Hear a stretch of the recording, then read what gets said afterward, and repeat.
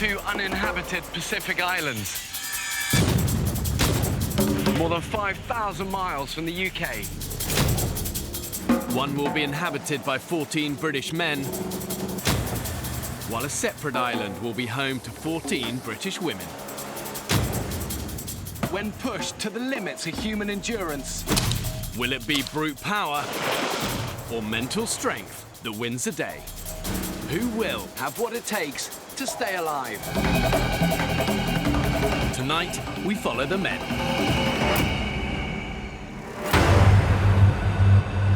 In Britain today, we've never been further from our hunter-gatherer origins. Doors are opening. But I want to know, when stripped of everything, has modern man still got that instinct to survive? To find out, I'm marooning 14 ordinary men on a desert island. This is crazy. This is absolutely crazy. This could be the worst decision we've ever made. This time, it'll be harder than ever. they'll have to endure 6 weeks in the height of the harsh tropical storm season. Bring it on, Mother Nature, I say. This is the worst you can do. They will be utterly alone, filming everything themselves. We have two choices. One, we go down the 40-foot ravine. Holy shit! Or we keep going through this arsehole of a jungle. They'll have to find their own water and hunt for their own food. We've just caught a prehistoric animal. You lazy bunch of bone-idle bastards! Have these modern-day men got what it takes to survive?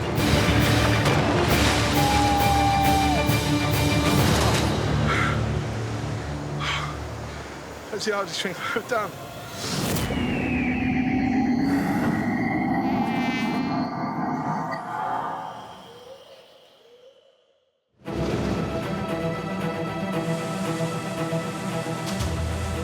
I personally don't think men are as strong now as they were, I wouldn't even say 50 years ago, even 5 years ago, because we have it too easy. The interesting question to ask, actually, is if we lost everything, what would happen to us? Yeah, it'd be nice to think I've come off the island feeling a little bit more macho, a little bit more alpha male, a little bit more popular with the ladies. I'm about to abandon these men on a remote Pacific island to see if they can survive. They will be utterly alone. My eldest lad's 19, he's at university. He only needs me for money and a lift. And the youngest one's too cool to hang around with Dad. My dream is for them guys to go, that's my dad, that. That's fantastic. My dad did that. I don't think I've done anything that's put myself at risk, really. But I'm scared he's sticking a graphic designer on an island with no other skills whatsoever. Anything could happen. These 14 ordinary men do not know each other, and they have no experience of living in the wild. At the moment, I don't enjoy day-to-day life. I've got a stressful job, I've got a newborn baby at home. I want to go on the island to get away from the day-to-day bullshit. I think everyone in life does take certain things for granted. Electricity when you turn on the light, having a warm shower, having breakfast. When it's not there and you wake up in the morning and go, where's the next meal coming from? It's a man test, isn't it? OK, guys, we're getting closer. You are very remote here. The next stop that way is New Zealand.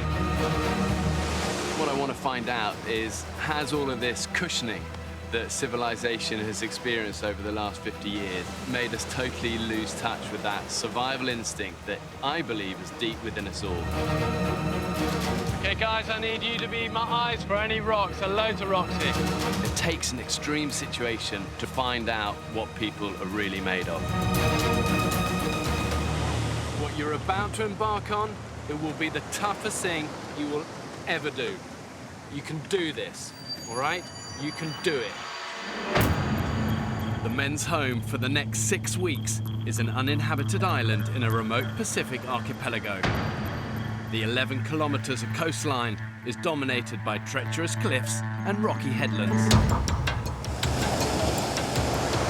Vicious swells and powerful ocean currents means there's no easy way onto the island. I'm going to try and get you guys as close as I can, all right? But you will end up swimming. If any of you guys are weak swimmers, it is a good time to say.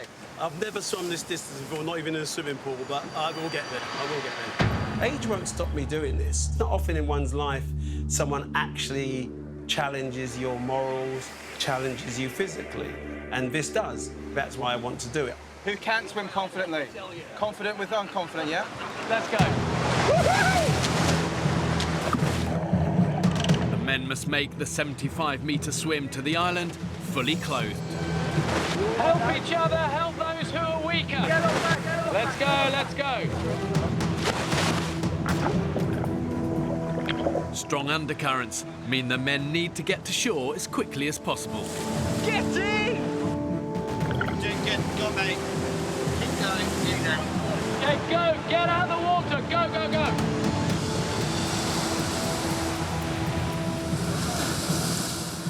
Woo! That was the damnedest thing I ever did. Glad you were there.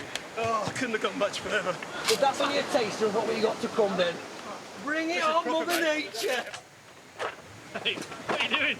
Well, the advice is to save your own piss, which is a bit unnerving. With only 2 days survival training, initiative will be key. Essentially, it's water, isn't it? Is that your piss? That's my piss, mate. You've got to save everything around here. Yeah, I've been told anyway. Save your piss. Drink our own piss? I hope not. So they look a bit like a party of drowned rats at the moment. Kind of let the chaos begin. But what I do know is when I return in 6 weeks' time, the 14 men, if there's still 14 men there, which to be honest, I doubt, the men that do remain will be changed. It's time for me and the crew to leave. We won't be back until the end of the experiment. For the next 6 weeks, the men will have to live entirely on their own wits. To make sure these men at least have a fighting chance of survival, I've ensured the island's got enough water, indigenous animals and vegetation on it to keep them alive. It's teeming with wildlife. But what they've got to have is the ingenuity to find it, catch it and kill it. What's your name, mate? Paul. I'm Ross. Paul, hello, Ross. All right. From here on in, everything you see will be filmed by the men themselves. Why don't we get everybody together and then we're just all talking, we'll work out something that we're going to do, and then we're all going to be heading that way, I'm assuming anyway, because it looks a little bit safer than this, because it'll be dark soon. Come on, lads, let's make use of some of this energy while we've got it. All of the men will film, but 4 of the group are trained and experienced camera operators. I'm Ross. Sam. How you doing, mate? Who'll be living under exactly the same conditions as everyone else. Oh, I'm like a fucking mule horse, aren't I? The brains of a donkey. Obviously, because we are having to film everything ourselves, we've got to cart all of, like, the camera gear, batteries and everything with us. Let's get on with it. Fuck's sake, this is survival, not Good Morning Britain. As well as the camera equipment, they'll have a medical kit, 2 jerry cans containing a day's supply of water, basic fishing equipment and a handful of tools. Guys, how many knives do we have? Let's count them in. 3 knives, 3 machetes. Fine. 3 knives, that's easy. Let's all gather round in one group, guys. I'm Barney, and I'm a paramedic from Leicester. Oh, handy. I'm Andy Bennett, builder from Milton Keynes. We've got a fucking builder, everybody! Yay! Sophie's not a cowboy. My name's Piers, I am a doctor. Did you say hey! I'm Kyle, and I'm a website consultant. Woo! My name's Paul. I invented the dice. I'm a construction contracts manager. It's 4 p.m. With only 2 hours of daylight remaining, the men's priority has to be finding a safe place to shelter for the night. If they can't, they'll have to sleep rough on the jungle floor, alongside potentially deadly scorpions, snakes and caiman crocodiles. We're assuming that the north side of the island would be nice, beachy, sandy, flat seas. Paul thinks the group's best option is a beach. Let's go. And he's convinced they have time to cross the island to find one before dark. Who else was imagining sunny beaches when they thought about coming out here? These trees here are very sharp. Oh! There you go. I believe it will now be referred to as the porcupine tree. Vicious. The interior of the island is 3 square kilometres of mangrove swamp and unbroken jungle. And I know from experience that Moving through dense island undergrowth is slow, exhausting work. It will do all you can to stop you in your tracks. And often the harder you push, the harder it pushes back. Whoa, stop! There's a snake down here. It's a boa, isn't it? Take its head off if it's a decent size, mate. Get stuck in. Is anyone going to help me? I'm trying to carry a bag and a machete and kill a snake. He's looking pretty aggressive. He's coiling, isn't he?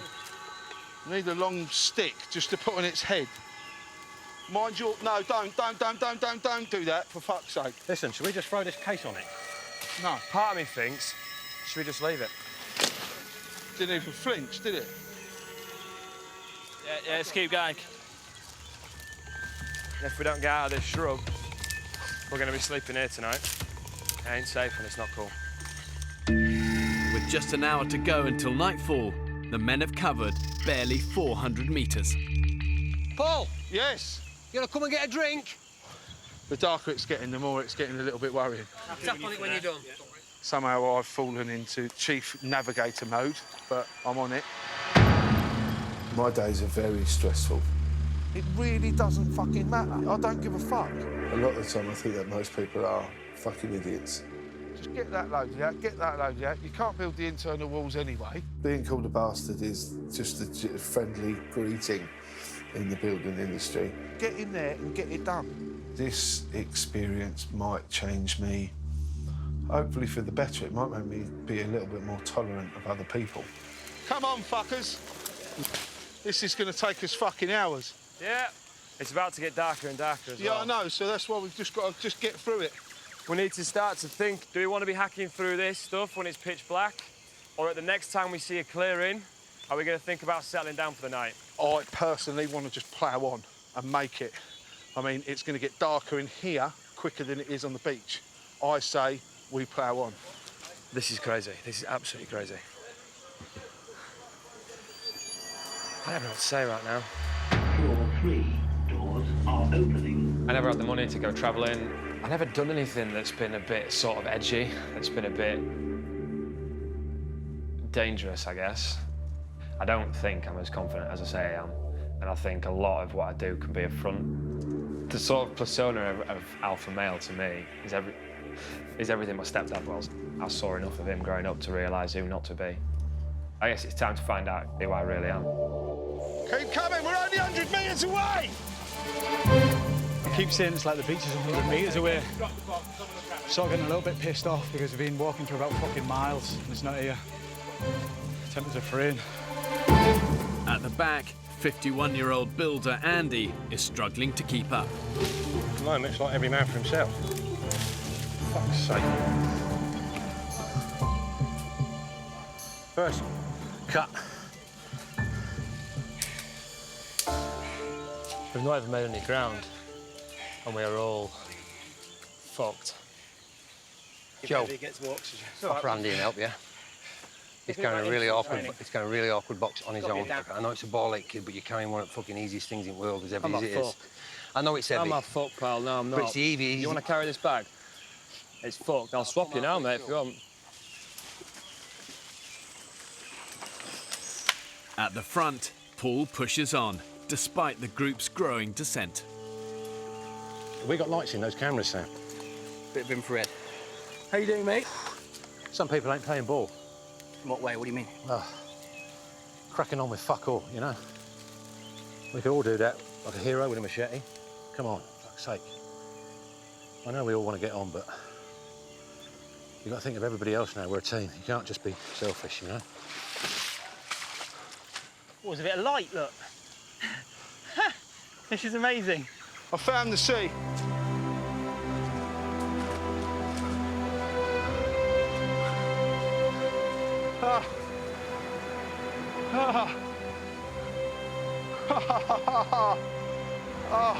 Yeah, to go beach! Come on! We're boy! Come on! Booyah! Beach! Pina coladas.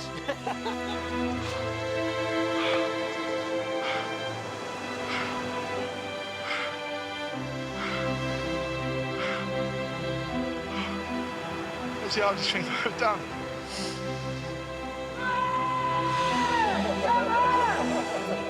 Fuck! See, I never thought I'd be so happy to see the beach in my entire life. Well done, mate. Well done.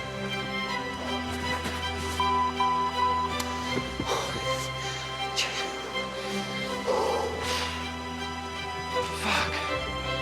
Nice one, mate.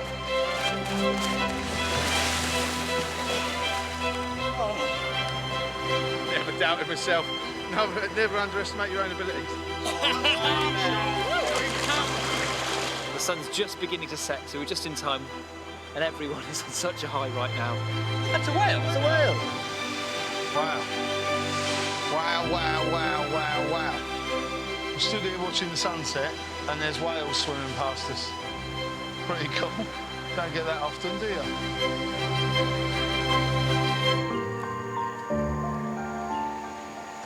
You all right? About 2 minutes sleep, I think, one time. 16 hours ago, I dropped 14 ordinary British men on a remote desert island. I haven't slept for a minute.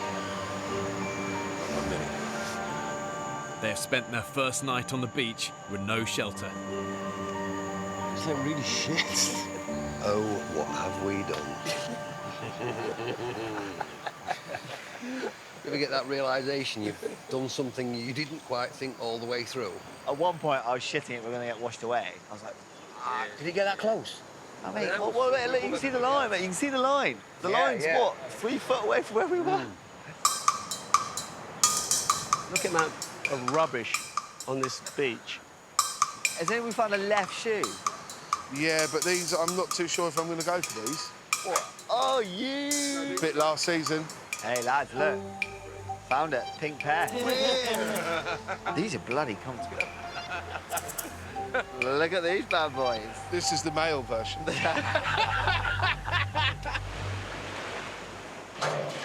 The men came onto the island with just a day's supply of drinking water.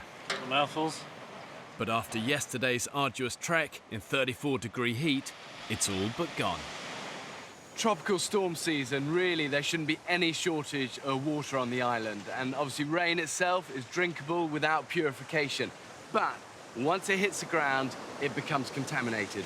All sorts of bacteria and nasties there. From experience, I can tell you, animals aren't fussy about where they crap. Oh, my God. The amount of crap that's in there. It's fucking horrible. Without boiling, this rancid water would almost certainly give the men stomach cramps and diarrhea. It's not salty, but... No, I'll tell you what, I've had hangover shits that smell better than that. Guys, can we... Like why a do northern we all Stephen kind of gather in and have some sort of conflab about what we're going to do today? Yeah, I think that might be a very good idea, Piers. Go on, guys, gather round. Right, plan of action, lads. Yeah. We 100% need to try and make a fire now.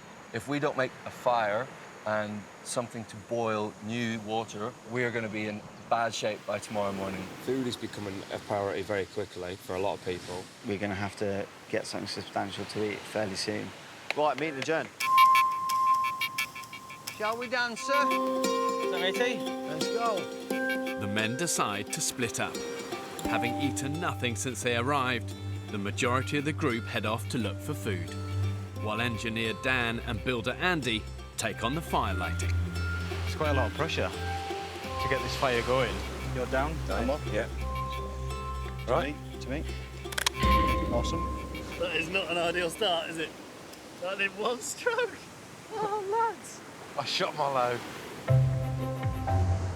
Round about here, there's about 6, maybe 10 snails and shit, yeah? Along the coast, 47-year-old Vic has decided to put Joe, the group's youngest member, to work. We should definitely have put some fucking shoes on. That might have been a wise idea, fella. Oh! Just anything. Limpets, crabs, give 'em a crack. Snails, you spot them, fella, and I'll club them. Do these snails bite? I feel sure something with legs is going to come out of there, innit? And nip me. Don't put your finger where you won't put your dick, because it might get bit. And this, ladies and gentlemen, is how the nearest we get to Michelin star. Will we put it on a bed of anything?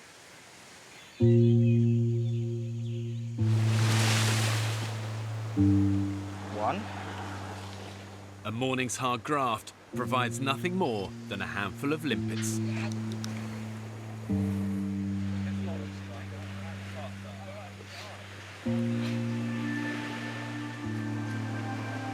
Give it a good old cheer. Fucking hell. Yeah. Yeah, tough. Limpets are horrendous. You don't buy them in supermarkets, do you? So they're not known for being very nice. I don't think they're very nice at all. For now, the men will have to go hungry. Stop. Who said there's no smoke without fire? Lying bastards. Fire's pissed me off a little bit. I just don't know what we're doing wrong. Lighting a fire has become an urgent priority. It's 34 degrees in the shade, and the men have had little to drink in the past 12 hours. We've got no water. None at all? None. I had a piss 20 minutes ago, and it was like pissing lion's golden syrup. I had to push it out.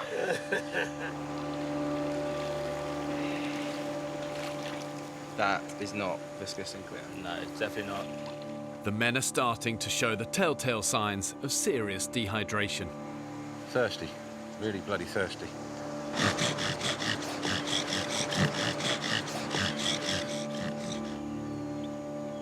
Gone out, hasn't it? Fuck all. The vultures are circling already. Can you look at the size of that? Jesus. That's prehistoric. How about your glasses? Do you reckon we could... Can I try your glasses? Try it, mate. Yeah. With their need for fire now critical, web consultant Kyle has an idea he wants to try.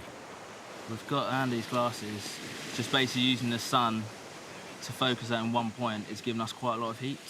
Come on. Don't think that's going to work, the old glasses. Let go, let go. Oh, go on, Andy, lad! Sticks. Get the little sticks. Preparation. Where's the next lot of Where's the sticks? rest of the shit? Where's the rest of the stuff? Sticks. Fucking sticks! Get up there.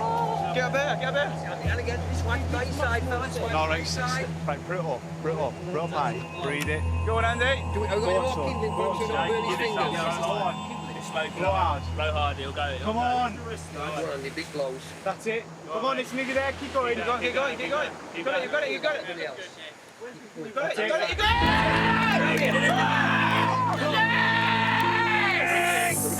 Twigs. Keep going! The little twigs. Yeah. Twigs. Behind you! Behind you! Twigs.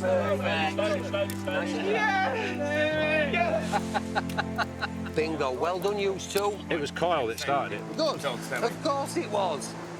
He showed me the way and I followed through. That's it, we've done well. We got there. Absolutely brilliant and well done. What a dark horse, excuse the pun. We all take it back about the IT guy. Fucking yes! Well done, Kyle. After 8 hours of trying, the men finally have a fire on which to boil the stagnant water. I'm going to drink and drink and drink until my piss runs clear. And your verdict is? I mean, it's almost not normal water. There's a bit of sort of pond in there. That is top notch. It doesn't taste like piss, does it? It's like motorway tea. As long as the fire stays lit, the men will have a source of safe drinking water. Chuffed to that. Chuffed to that. What an achievement, eh? But keeping it alight during tropical storm season will be a huge challenge. Shit, look at that rain. So look, like right there, tropical paradise. Awesome. And then there. Shithole. Shithole. It's like Waitrose and Aldi all in one picture. What I'm worried about is everyone's off doing other things, and in a minute it's going to be pissing down with rain. I actually think it'd be quite important to build a shelter for the fire. I've not got the energy to build a shelter or anything at the moment. If I could, I would, I promise you. A little bit worried about Andy. He seems to separate himself from the group a little bit. When everybody's together, he walks off. He's now making a bed over there, which just seems a bit childish. Feels like he doesn't want to be part of the group. Hey ho, got a bed. All I want to do at the moment is get some sleep. Just some, you know? I think middle age has made me boring. I've got a beautiful wife, lovely house, nice job, etc. All the stuff that most people strive to get. And yet I'm still searching for something. Perhaps all men get like that, I don't know. Perhaps I'm at a midlife crisis. I don't like myself as much as I used to, put it that way. I think I need a new adventure to put that right.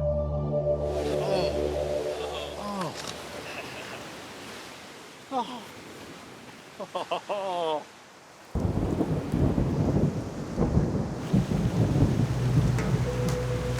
Help us get something just to cover this up, because it's going out already. An hour before sunset, The heavens have opened, as expected. We've got a fire going. Yeah, but we've got which is brilliant. However, it is now pissing down with rain. We've got no cover over it whatsoever. We've got nowhere to sleep whatsoever. So I would say our priority is shelter. Honestly, in the politest way possible, we need to cover up this fucking fire because it's going to go out. without the fire, the men will have no means of purifying water to drink. Who was doing the leaves? Is anybody getting the leaves to cover this? That is going out in about half an hour. Yeah, clusterfuck, or foobar, I don't know what the correct military term is. So now we've got 1 million people trying to do 1 million things. Hopefully we'll have 1 million answers. Drives you fucking mad.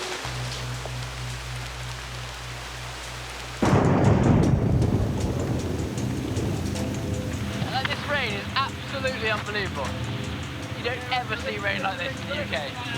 Absolutely, completely stoking. 8 p.m, the men are still desperately trying to make a watertight shelter to save their fire. Over and under, that's it. See if we can bend it, Barn. In this part of the Pacific, storms can last for days and dump inches of rain in an hour. It's a great night. Obviously, we're staying dry under the shelter that we made. It's a good job we made it, otherwise we'd be absolutely saturated right now. The roof might need possibly a tweak or two. There is a minor bit of snagging before practical completion. It's just something simple, like perhaps taking the whole fucking thing down and redoing it. Has anyone checked on Andy? Oh, good goal. Andy! Andy! Andy! We've got a headlight, guys. Andy chose to not help the group in any way, shape or form and went off on his own. Andy's here. Vic, Andy's here under the tree. I think Andy needs to get a little bit more involved with us all, to be honest.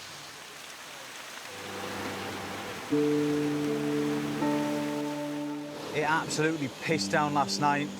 Everyone was awake and everyone was just so wet through. I was sat there and I was just thinking, what am I doing here? I feel kind of pissed. Yeah. It's weird. I feel like I've had a couple of pints. Can't move my legs. I've sat up, I just can't move. Is the bed paralysed you? Yeah. That's great. Completely numb from cock down. 6 a.m. Last night, a violent tropical storm battered the island. After a desperate struggle, the group managed to save their fire with a small temporary shelter. But the men themselves had no protection from the elements. Video diary. I don't know what day it is. I don't know if it's day 2, day 3. Still no sleep after getting on the island. I think I've had about, honestly, swear to God, an hour's sleep. I can't do it. I've got to think about myself now, you know? Yeah. I've been up all fucking night. I'm a mess because of it. Sleep really is critical to survival because it affects our physical and our mental health. When you get enough of it, it helps your body to recover, to heal, you process thoughts, process memories, but when you don't get enough of it, that's when you become careless, it affects your decision-making abilities, and it can even lead to depression. Young fella. What's up? No, I'm struggling a bit, I think, at the moment. With? The mentality of it all. You know what I mean? I think you got to get yourself in, like, in the zone, as it were. And I'm struggling to find the zone at the moment. I'm really worried about Joe. He's just kind of wandering around, sitting down, head in his hands. Kind of looks like he's feeling sorry for himself, really. and he's obviously missing home. What's her name? Charlotte. Maximum 3. You miss her, mate, don't you? So we made it in 2. Yeah. Best thing that happened to me, huh? How long have you been together? 5 years. For the first time ever since I met her that I've gone 24 hours without speaking to her, so... In fact, you might. Come on, dude, hug it out. You'll be fine, mate. You'll be absolutely fine. I promise you. You'll be fine. Honestly.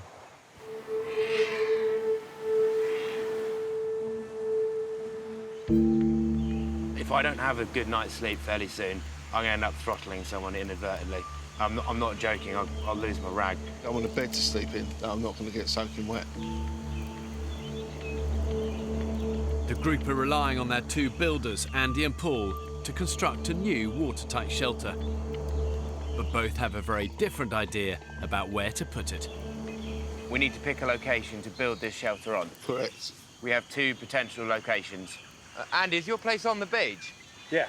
We can clear these little bits of thicket and brush easily. Yeah. Look, we've got a pit there for a fire pit. So this is absolutely perfect camp. Job's good. Is this is not Andy's, is it? You're more exposed to the tides, you're more exposed to the weather, and we're going to get bitten to smithereens by sandflies. It's not an option. No way. Andy's camp, it looks like it'll flood at the tidal surge. There's plastic bottles everywhere. I think we'll get bitten to shit. Pointless. Give me my opinion, mate. Fucking nobody listened to fucking me. I would love to have come down here for Andy's sake and gone, this is fucking brilliant, mate. Yeah. But the trouble is, we walked in here and I kept my mouth shut, but within 30 seconds, everyone went, are you fucking joking? I'm a builder. People get me in to fix anything. Customers phone me up to put their IKEA bedroom stuff together. It's like, well, fuck you then. With Andy's site rejected, Paul shows the men his preferred location. Because it's elevated, this is not really going to get that wet. It's got a fairly good canopy. We can all sleep here on the dry. Correct. You've got a nice little breeze coming through as well. Yeah, I like this place. Right, what do you want me to do, Paul? Well, what we need now, cross members. I've bitched about Paul being a volcanic rhinoceros, but you know what? He's single-minded, but he makes clear decisions and sticks by them. And he's been right more than he's been wrong so far. Ah! We're fucking saved. We'll be all right now. Knew there was power on the island. How you find it? I'm a bit shocked at how... difficult. How difficult it's been. We're all here doing the same shit. Yeah, We're all not sure whether we should see it, bush. Determined to boost Joe's morale and keep his mind off home, father of 3 Vic has asked him to join in with the shelter build. It's a challenge. A fucking challenge. You'll adapt to all this quicker than any of us will. Far quicker. It's a case of making sure everybody guides everybody else in the right direction. I do firmly believe we will become an excellent team to the point of becoming almost like a tribe.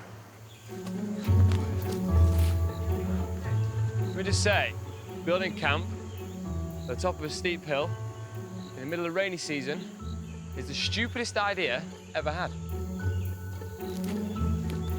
A chain is only as strong as its weakest link. And I'm obviously the weakest link. Joe, you're not the weakest link, you're just missing home. It's a natural thing to feel. Yeah. I think some people do think I'm the weakest link, mate. I don't Do you think that? I don't think No, but I think you do. Do you think so? Yeah. Crikey, what's made you think that? Day one when I met you, you've been shouting orders at me from Have day I? dot. No. But we're carrying stuff in and out of a jungle, and I've got a really heavy rucksack on my back, and you're saying, Joe, I think it's a good idea if you do this. Joe, I think it's a good idea if you do that. Right, you've not been shouting orders at anyone else, but I think you feel that I'm the youngest, therefore, naturally, you've got some authority over me. And that's been grinding on me a little bit. Joe intimated that I'd been giving him a hard time, which I truly have only tried to be positive with everybody. I was devastated. You're being aggressive. Tell you what. You're being passive-aggressive, and that's not fair. All right? He just told me I'm being passive-aggressive and we're having a laugh.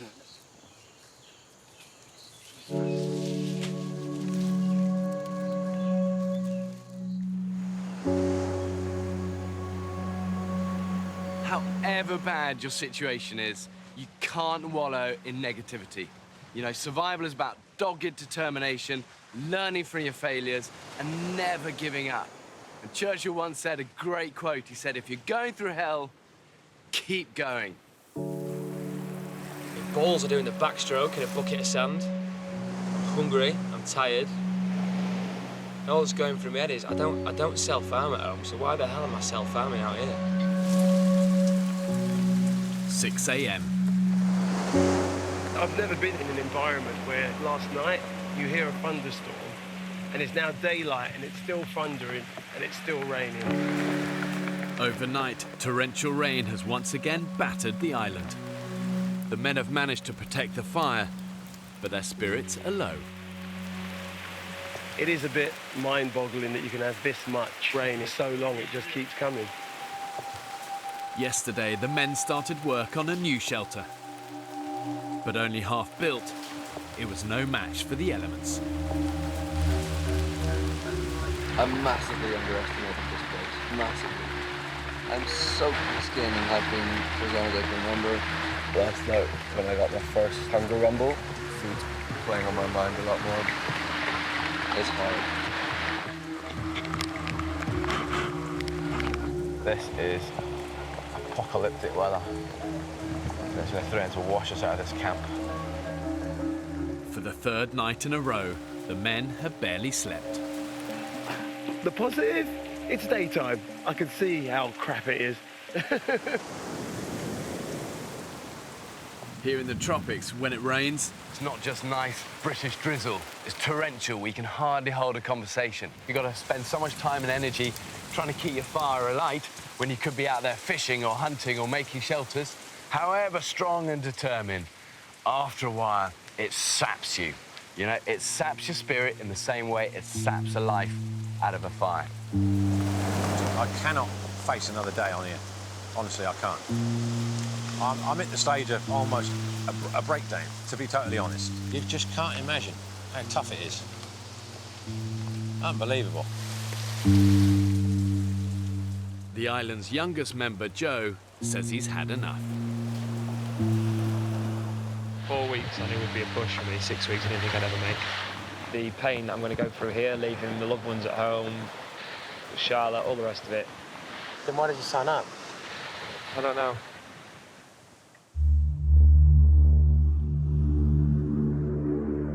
At 10 a.m, the storm finally passes. Determined to leave as soon as possible, graphic designer Joe uses the emergency satellite radio to request an evacuation boat. I just really strongly believe that as a person, physically, mentally, and all the rest of it, I'm not going to make the rest of the time on the island. And I've not made any rash decisions because I'm aware that you can make decisions in the heat of a moment, and I haven't. I just really fancy a margherita pizza. Joe wants to go home. Can't believe it. He's not been here 4 days. We've not even started. And he wants to go home. Joe has agreed to stay on the island for another 24 hours before making a final decision about whether he wants to leave. You want it up there, mark it, and then we'll cut it. Is it long enough? No. You can go halfway then. In the jungle, work continues on the shelter. Can you get that any higher? The group have persuaded Andy to help out, hoping the prospect of a dry night will encourage him to stay. Yeah, one there. Yeah. And then one down here. Right, so not there then? Eh? So not there then? I didn't say to put it there. The whole reason I said I don't want to tie a sled knot in this piece because we need to get the piece of wood in there first. Paul is a project manager in a construction company and Andy is a builder. Them two personalities just clash because one wants to tell the other one what to do and then this one wants to tell this one what to do. All we need to do is tie this on here, please. That's all we need to do. Yeah, but where's the bit of wood? Because I'm not tying a fucking knot if there ain't a bit of wood in it. Look, that ain't going nowhere. That's the shape I want. Andy really has a massive problem with me. Everybody's been tiptoeing around him for the past 4 days. He's just being a fucking prick. But what can you do? Something's going to explode at some point. Since yesterday, Andy has been hinting that he too might request evacuation from the island. Why are you threatening to go home, Andy? All sorts of reasons, mate.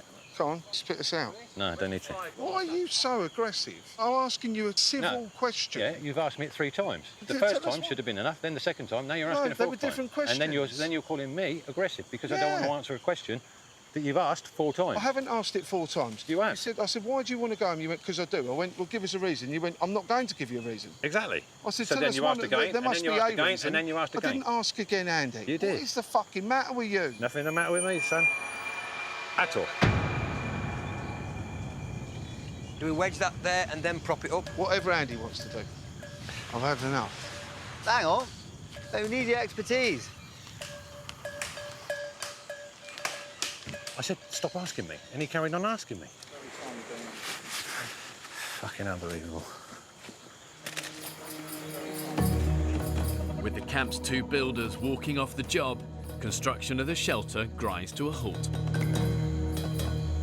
There's no doubt there's a lot of strong, pretty macho personalities on the men's island.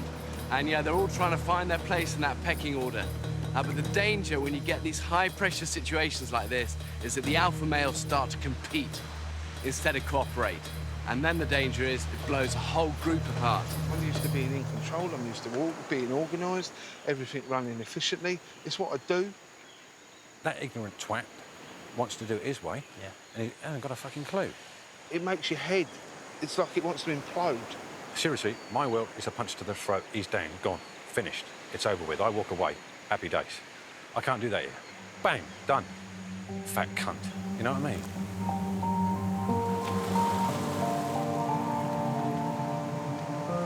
There's a lot of bad blood in camp at the minute, largely between Paul and Andy. We've got enough on our plate in this island without alpha male dick swinging. I think everyone just needs to man the fuck up, really. I just feel like everything I do, mate, he's just there, ready to fucking knock it down, you know, or criticise. It's like, fuck off, you know? If he goes, I'll stay. He's my main problem.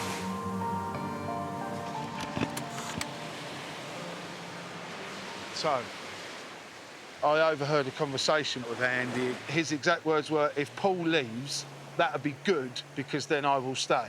I'm not dealing with that sort of immaturity. He's supposed to be a grown man. I'm not being blackmailed. I don't need to be surrounded by this immaturity. I might just have to go. Are you thinking about fucking off? Can't be fucking bothered.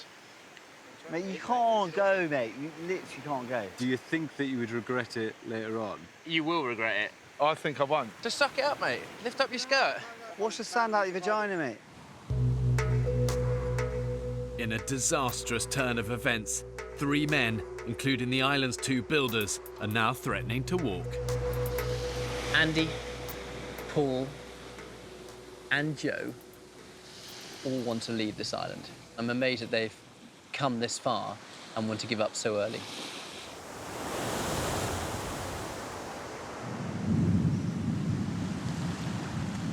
As yet another storm hits the island, the men call a crisis meeting. I know it sounds cutthroat, but we need to keep as many of those guys here as we can. But for any of them to change their mind is a win. There's been so much discussion about people leaving. My personal opinion is that we are stronger together than we are apart. Agreed. Joe, my hope is that you might have thought We've differently already done overnight. this. I've already had the chat with everyone. People have already said their thoughts. I've already said my thoughts. But on that note, I will be saying no more. I'll just be waiting for the boat to arrive and to leave. Okay? Paul, would you just let us know how you're feeling at the moment? I came to this island as a bit of a release, you know, to get away from my everyday life. I'm not really confrontational. I don't like having arguments with people. I'd rather just step away from the situation. The final nail in the coffin was to hear somebody say that it was good that I was going, which I thought was a bit of a shame, but in another way, it confirmed my decision. And in that case, that's why I decided to go. If one goes, there's no point in the other going. Right, here we go. How we make that decision? Here we go. This is now we're getting to the crunch bit. He's segregated himself from the group from day one. We're having a discussion, he doesn't want to know. We haven't got any beds, he makes himself a bed. He goes off and sulks. Somehow that's my fault. I've had no sleep for 4 days. Neither has anybody. Oh, you have too. You've been sleeping. Sorry, mate, you've been sleeping. Andy, nobody's had any sleep. As a group, no one here has had enough sleep to give them the energy to do what they've had to do the next day. So you pointing the finger at me and saying, well, you've had sleep, fine, that's your problem. I've been having a laugh up until I heard one of my teammates say they wanted me to go. I was having a right crack. Now I'm not. In a community, not everyone gets on, and that is a fact of life, and we can't change that. So let's build our community. You and you, just keep your distance. At least we're together. We're 2 men up. We can build a shelter in a day rather than taking 2 days with 2 men down. The big strong man and the builder. You two fuck off, then we're fucked, aren't we? See, I don't want to lose 2 builders, regardless of your characters. We need you to stay. I'm going to walk away, and then that would hopefully Andy can, no, listen. So Andy can enjoy his experience and hopefully thrive. Then you're not losing 2 people, are you? You're losing 1. I'm leaving the island. Whether Paul leaves or not? Whether Paul leaves or not, I would rather Paul stay. He's a stronger man than me. He'll be more benefit to him. But either way, I'm sorry, I'm going. For him to fucking say, I'm glad he's going, good, then I'll stay, then all of a sudden he hasn't got his own way again, and it's, oh, I'm going, there's other reasons. It's fucking immaturity. It's sulking and it's attention-seeking. And you don't want to be scapegoat, I realise this. Bollocks. I'm not having it. I am going off this island because I'm not being held responsible for that. End of story. Next time on the Women's Island. What? A huge fucking snake came towards me! Fucking hell! At the minute, we are barely coping with the situation in which we find ourselves. Barely. Oh, shit, no, wait, sit forward. We have nothing to drink.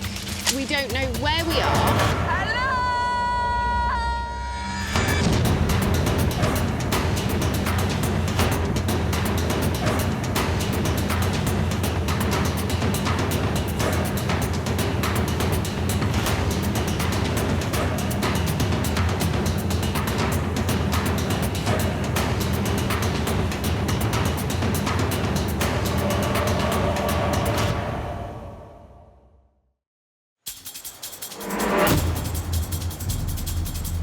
Uninhabited Pacific Islands.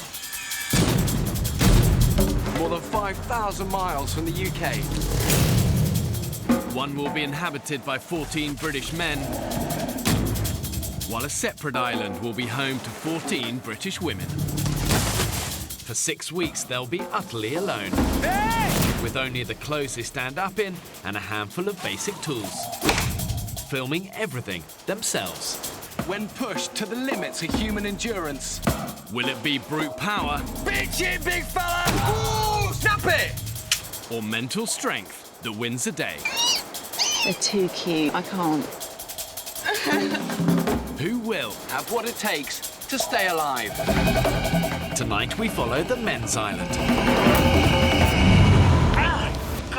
It's a scorpion, guys! It'll be harder than ever. They'll have to endure the height of the harsh tropical storm season. A bit like being in a disaster film. They'll have to find their own water. Yeah! And hunt for their own food. Watch him, go now, go now! That is amazing. Have these modern-day men got what it takes to survive? We're all sweating our bollocks off up there, fella, and it looks like... Yeah, fair enough. Looks like you're doing all when it comes to wood.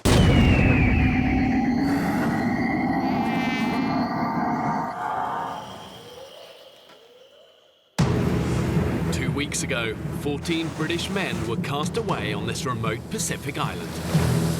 Woo! That was the damnedest thing I ever did. But now 3 of the men have quit. Now the dead weight's off, let's get on with it.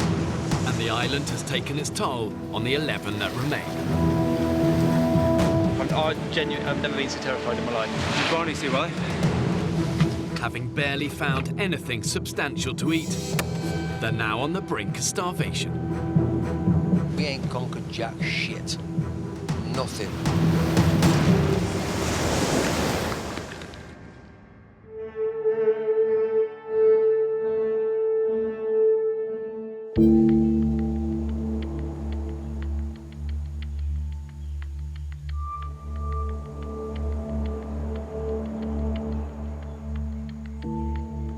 like being in a disaster film, or, you know, or when you hear on the news that people have had a typhoon come through or a flood.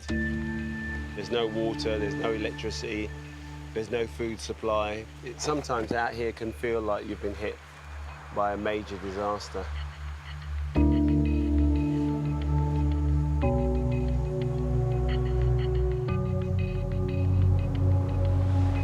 Oh, look, another day in paradise. It's been 15 days since the men arrived on the island. And so far, they have survived on a meagre diet of a few hundred calories a day. So thin now, like ribs, all sorts of like bones appearing that I haven't seen since I was a bloody teenager. Oh, hang on. Oh, hang on. Lie down, mate, if you... Oh. It's the nearest I've got to fainting, or what I assume is fainting, having never fainted before, but my vision just went, like, pulsated, in and out, in and out, in and out, in and out. And then before I knew it, I was on my arse. Sort of semi-collapsed.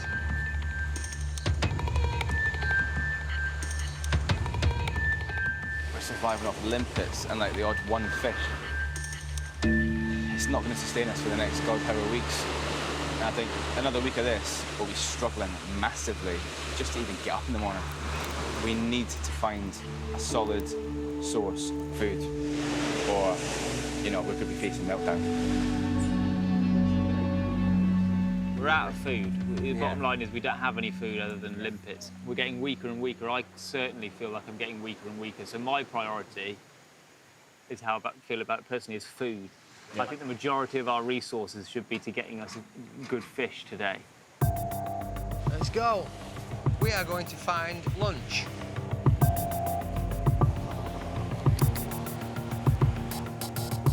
Come on, fishy, fishy, fishy.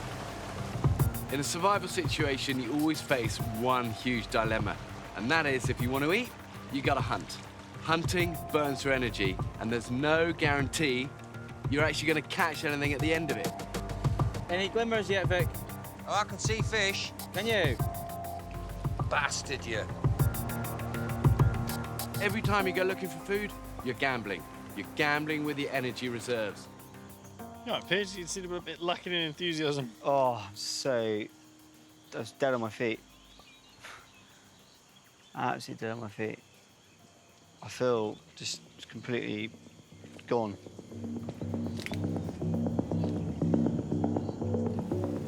You just keep nibbling it straight off end.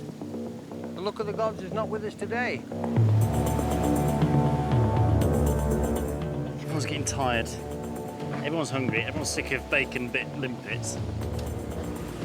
We need some decent food. We need it quick. So we don't get it soon. It's going to start dropping like flies.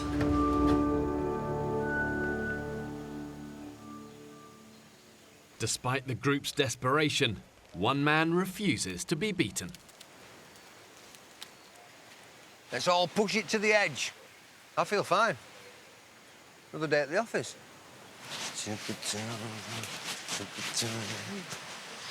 I feel really good, yeah. Vic wants to change tactics and take the hunt to an unexplored part of the island. 1 kilometre from camp is a vast freshwater lagoon where he believes a much bigger prize could be lurking. One that could provide the group with the calories they so desperately need. We are going hunting for Mr. Cayman. Let's go lay some traps, fellas. Let's go hunt some beast. As well as the search for food, the men's survival depends on them having a constant supply of drinking water. They need at least 30 litres a day, which they must collect on a back-breaking 2-kilometre round trip. Sam, when you go past Carl, can you ask him to come and help do the water run, please? He's not shirking, is he? Hey, I'm just saying the water run he's doing, and he's chewing his gums. You do the maths. Right. Let's go. Grab Carl. Kyle, are those Crocs going to be OK for going across to get some water? Is anyone else knocking about to do water? I've done a lot of mileage the last few days. I think I'd rather do something a bit more camp-based today. I've done water 2 days in a row, mate, so this is my 3rd day, so... Yeah, you know. appreciate it. Well, we've got 11 people here. But they're not here now, mate. Yeah. Carl, white mate, just sit here and tidy the camp then. I'll do it. That's no problem, mate. Cheers. Cheers, thanks, Pierce. Right, off we go. Just sat in the office in front of the screens. I know there's more to life than that, so I just got to a stage where I wanted to break away from it, step away from the screens and just do something different. I like to think I can step up to most challenges. I like to see myself as someone who will see things through to the end. So if I was the person who was struggling in the group and was the useless one, that would be a big knock to my confidence, big knock. I was a little disappointed in Kyle. It would have been nice if he just stepped up to the plate and said, you know what, I'll step in, but he wasn't in the mood to do that today. It's not so much that I'm hungry, the worst thing is just the energy. I never for a second thought my energy would be as low as it has been. Fuck, I can't even lift up my legs.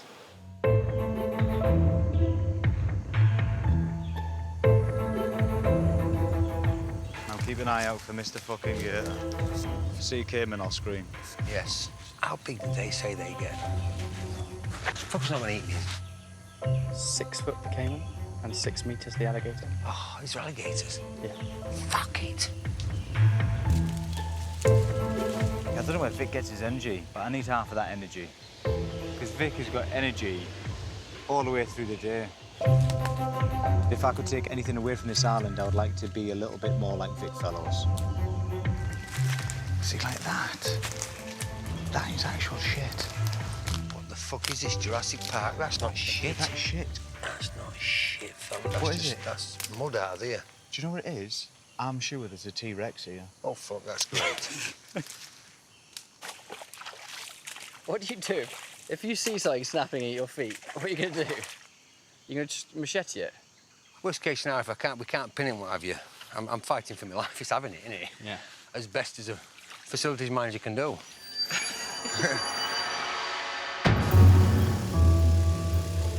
I'm 47. This could be my last crazy hurrah. And what better way to doing it than the ultimate challenge of surviving? I mean, it's the ultimate challenge. Can I provide for me?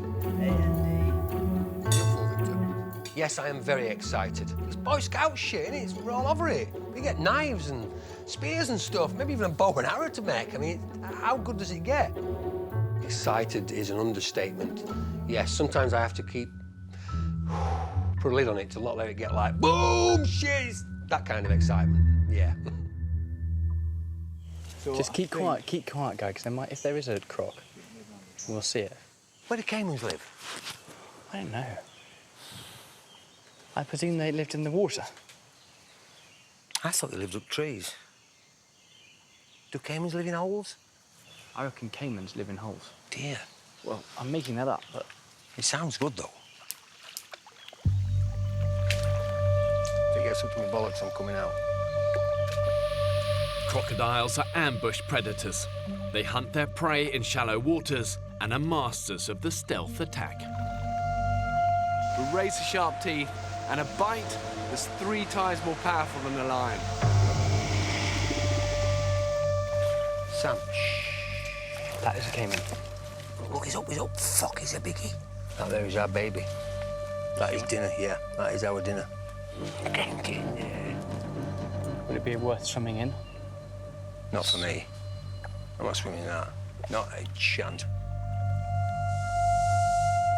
That is insanity, yeah. Fucking bastard him. Look, he's moving. He's got a bit of a ripple behind him. Look at that size of that fucking head. He's getting inquisitive, is that little boy, isn't he? Come to daddy. We now need to find where he comes in and goes out. Okay. Wherever we are now, is where they come out. Yep, dead right. That is where crocs come out of the water. Yep, that is perfect, isn't it? I'm gonna make a snare there, right towards the water. You ever caught anything in the snare before? Have I ever made a snare before? No. Oh, he's there, he's back, he's back. Yeah, straight away. Straight away, see him? He fucker's got closer as well, hasn't he? That shifty little bastard's got closer, hasn't he? He's not scared of us. You'll have to keep an eye on him while I'm setting the trap.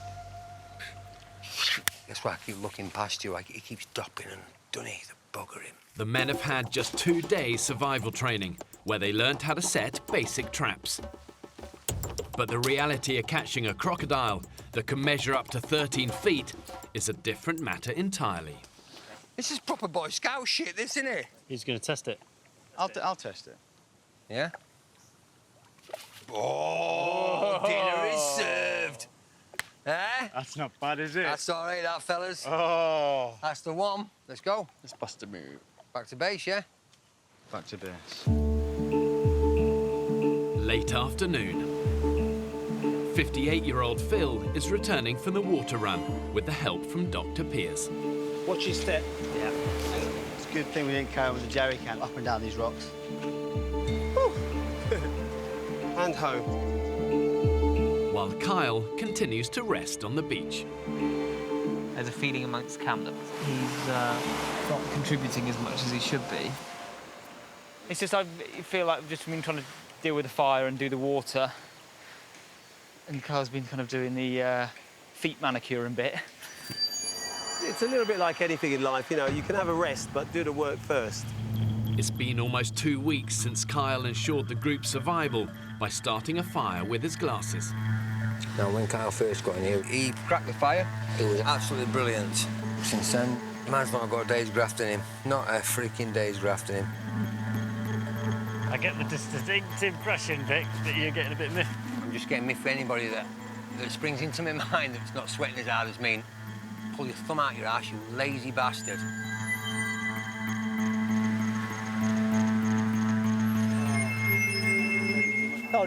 Yeah. I feel like I'm kind of nearing my physical limit, and I think it's quite a common event. I'll come down and you're doing your feet or you're sitting by the fire. I'm going to be completely honest with you. I feel that perhaps you haven't been pulling your weight in the last week or so. Okay. Today for me has been a bit of a challenging one, actually. Can't lie. I haven't been able to do as much as I thought I would be able to, and like when you're in this situation, if you can't contribute, you feel like you're really letting the team down.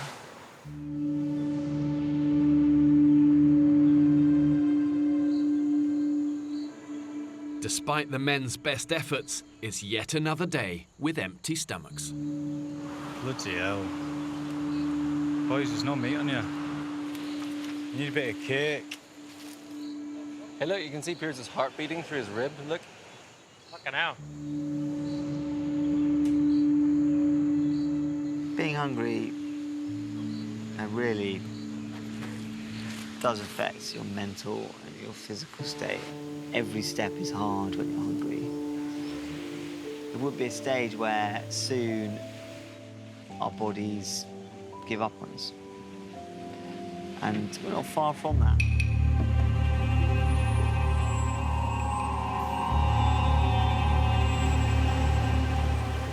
You feeling well?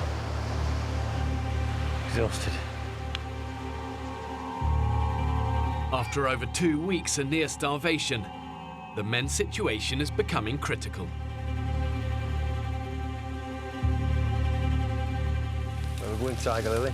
Desperate to catch a high-calorie prize, Vic and Dan have set multiple crocodile traps around the island's freshwater lagoon. Bingo. But so far, they haven't caught a thing. By the look of it, it's done sod all. Fuck. Shit. Nothing, I'm afraid. On such an extreme, low-calorie diet, you're susceptible to infection and your mental capacity is low. And if nothing changes, really, you're on borrowed time. Over 2 weeks with barely any food going in, The men's morning routines are anything but regular. I feel like it's got to that moment where I'm probably going to need to go for a shit soon. When it comes to options, if got land or sea, I think I'm going to opt for the sea. Where are you going to go? I need to figure out, is it sort of washing that direction or...?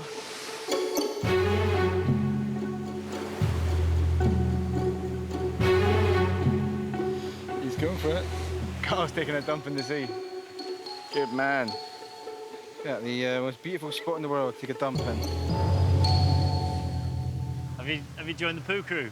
So I'm one for back at home, maybe a 4 to 5 shit a day, man. A day? A day? I'm pretty good. I'm very regular.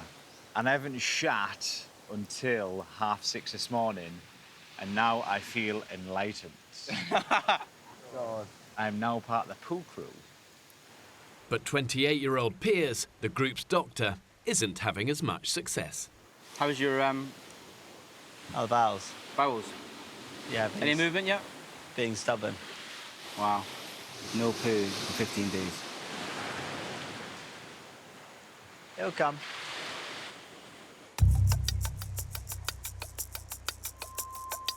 Hey, ready? Up, and 1, 2, 3. With no food to eat, the men still have to expend their energy on vital tasks, like keeping their fire going to boil and purify the water that they collect. Hello, hello. If you want to get a nice picture of Carl grooming himself, you're quite welcome to do that while we're all getting wood. Where's that? Just round the corner doing his toes after he's just had a swim. Today we were supposed to all contribute getting wood and then do individual tasks, and he has done nothing. I think my tolerance has kind of reached a bit of a limit. You know, if you do let it boil inside you, it does become a bit of a problem when it comes to a head, like it is now. I can't hold stuff in. I can't.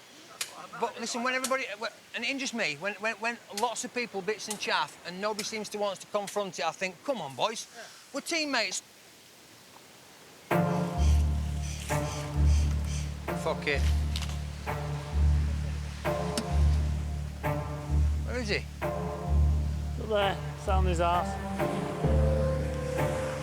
He's taking piss. Come on, man, fucking hell. Kyle! Kyle! How you doing? I'm busting my knackers, fella, doing wood, and you're doing your feet. I'm not doing my feet. I've come out of the water. Whatever. Yeah. It's not just me, it just seems I'm the only one with balls to come up and speak to you. No, that's fine. Every fucker's bitching and moaning that you're never doing wood with us. We're all sweating our bollocks off up there, fella, and it looks like... Yeah, that's fair enough. Looks like you're doing fuck all when it comes to wood. Admittedly, I'm not getting wood now, because I just come out of water because I went for a shit. We're fucking pulling tree upon tree upon tree, and it does look like you're always doing your feet. I won't lie to you, it does. That's good.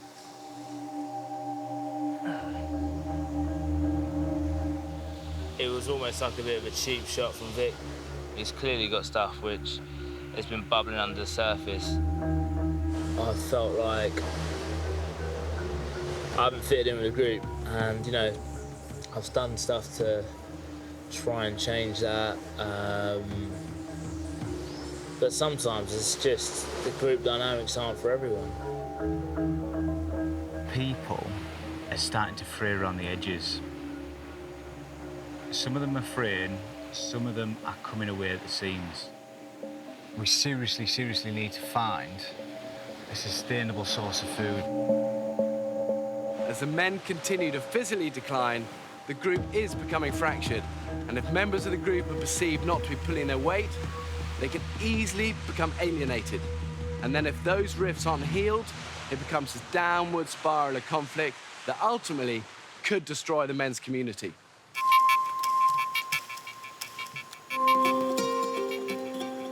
Oh, hello.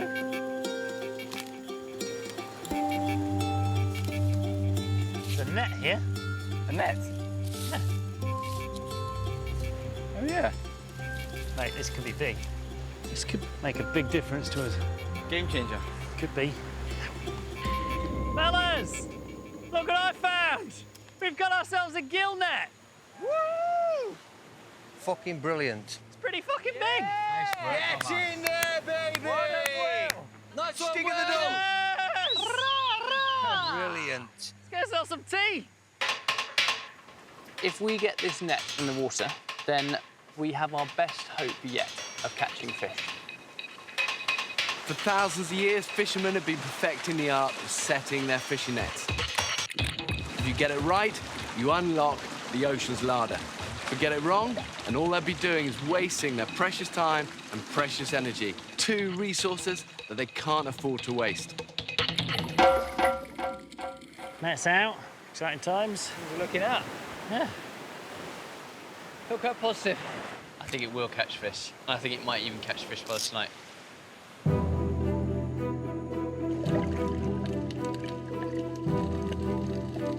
Exhausted after a morning's hard work, the men allow themselves some downtime. So, boys, here's one. You can request Bear to bring you one item for the journey back. Thermos full of English breakfast tea. I am going to get a bottle of Octomore whiskey. A whole bottle of whiskey? A whole bottle of Octomore whiskey for my journey back. Bam. If I could, chicken pie my wife makes, and she always puts your name in it as well. Nice. Oh, the big love heart and all Puff that sort pastry of lid? thing. Yes, dead right. He's got to see. You get. You see if it didn't work out with you and your missus. Can you give it I my number? I honestly think there's something wrong with her upstairs because she really is a nice woman. How did you find such a nice woman? I have no idea. What have you done? You must have a size Not of a a dick clue. of a donkey. Not a clue, but God bless her. How did you meet your wife, if you don't mind me asking? I went around and knocked on the door. Did you? I fucking did, yeah, dead right, I did, yeah. What did you say? Hello, I saw you at work today. You turned up to meet your mate. Yeah, I did, yeah. I wondered if I could take you out. Let me think about it. I thought, oh, damn it, she went, yeah, OK, then. That was I it. sort of imagine that you live on the set of Billy Elliot meets Postman Pat. Absolutely brilliant it was. So, yeah, well done, me. Well done, you, man. Well done, you. Spotted Piers trotting along the beach, looking vaguely happy with himself. So I think Piers might be off to try and have No way. poo number one. I mean, how many days has he been without a poo? Be 17. Dr. Piers is now the only member of the group who has not yet joined the poo crew. Any luck, mate? No luck today, mate. He'll come. Here he comes. Don't do it. Dr. Piers, have we succeeded? Is it? Is it? No. Oh no. No. Mission failure. Oh no, NASA, we have a problem. Close? Be patient, lads. Be patient. Go in your medical kit, get a rubber glove, because I'm going in. Have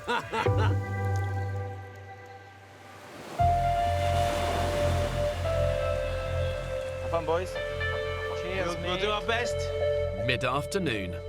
After a couple of hours rest, the men get back to work. Come on, my son, bite. 2 weeks ago, they were dropped on the island with 8 fishing hooks. But now they're down to just 2. Shit. Could you unsnag my line? I've caught it on the rock. Shit. No, we've lost another rod there, guys. Shit, we've lost a hook. Further down the beach, oil engineer Dan and Dr. Piers swim out to check the net. What do we think, William? Think there's going to be anything on there? Good saying it. There's lots of rocks. Anything, Barney? No, sadly not. We're hoping for the nets. So I've got to see this moment.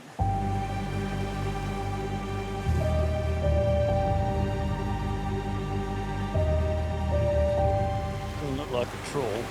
No, I'd go as far to say as it looks like the square root of F all. What's wrong?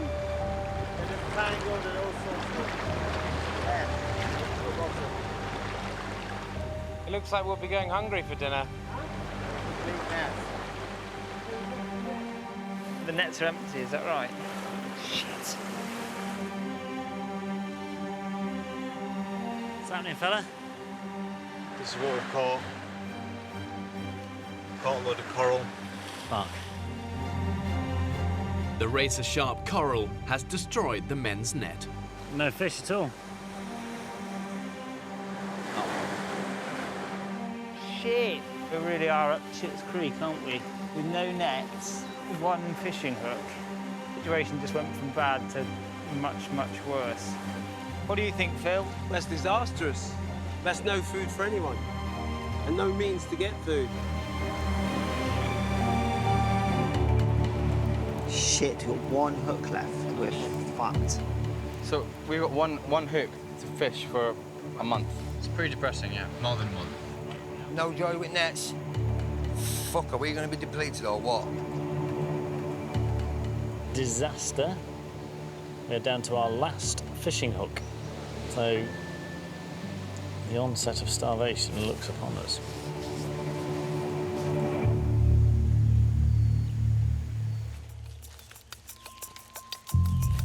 With morale at rock bottom, Barney, Phil and Sam Farmer head out to the lagoon for the daily check of Vic's crocodile traps. Chances of catching a caiman, 4%.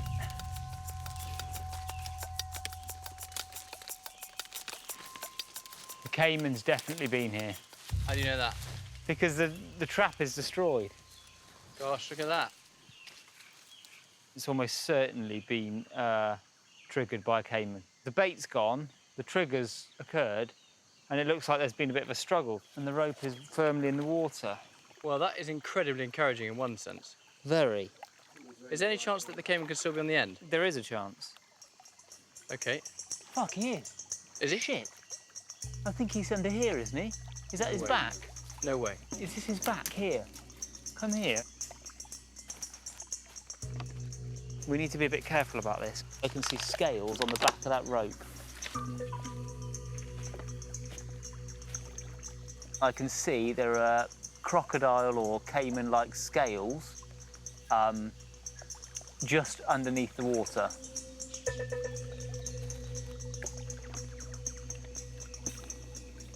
I'm convinced, go and have a look. I'm convinced he's there. Just be careful, be very careful. There's no doubt about it, the caiman's there. Yeah. There is a caiman in the water right next to us now. We need to be careful because as soon as we drag him out there, he's going to be angry. I cannot quite believe it. No, I can't either. I cannot believe it. My heart. Mine too. Is your heart beating? Mine too, because he's obviously alive, right? So the crocodile is the largest, it's the meatiest animal they're going to find on the island. But when they're cornered or they're scared, that's when they're most likely to attack. And if you're in the wrong place at the wrong time, you're in trouble. The minute we disturb this, all hell will break loose. The three of us could take him on. I think it's sensible to go and get many more hands. Why don't you two stay here? I'll run back to camp. Yeah. Deliver the news. Yeah. And we're going to pull him out of that trap. He's going to fight like buggery. Absolutely. Go on, Barney. Excellent, yes.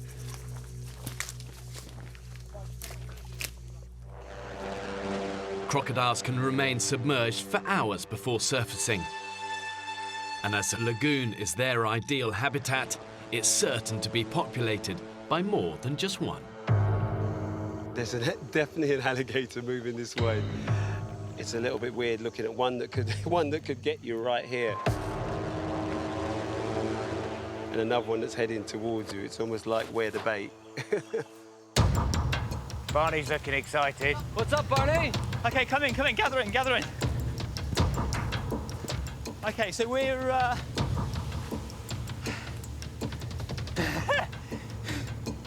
He's running. I'd say we're 95% sure we've got a caiman in our second trap. Fuck off. Let's rock and roll, boys. Let's rock and roll. I think we nailed it. Woo! Let's go. Woo! Let's go. Oh, this is exciting. This is exciting. Bingo, big fella. It's either that or a scaly log.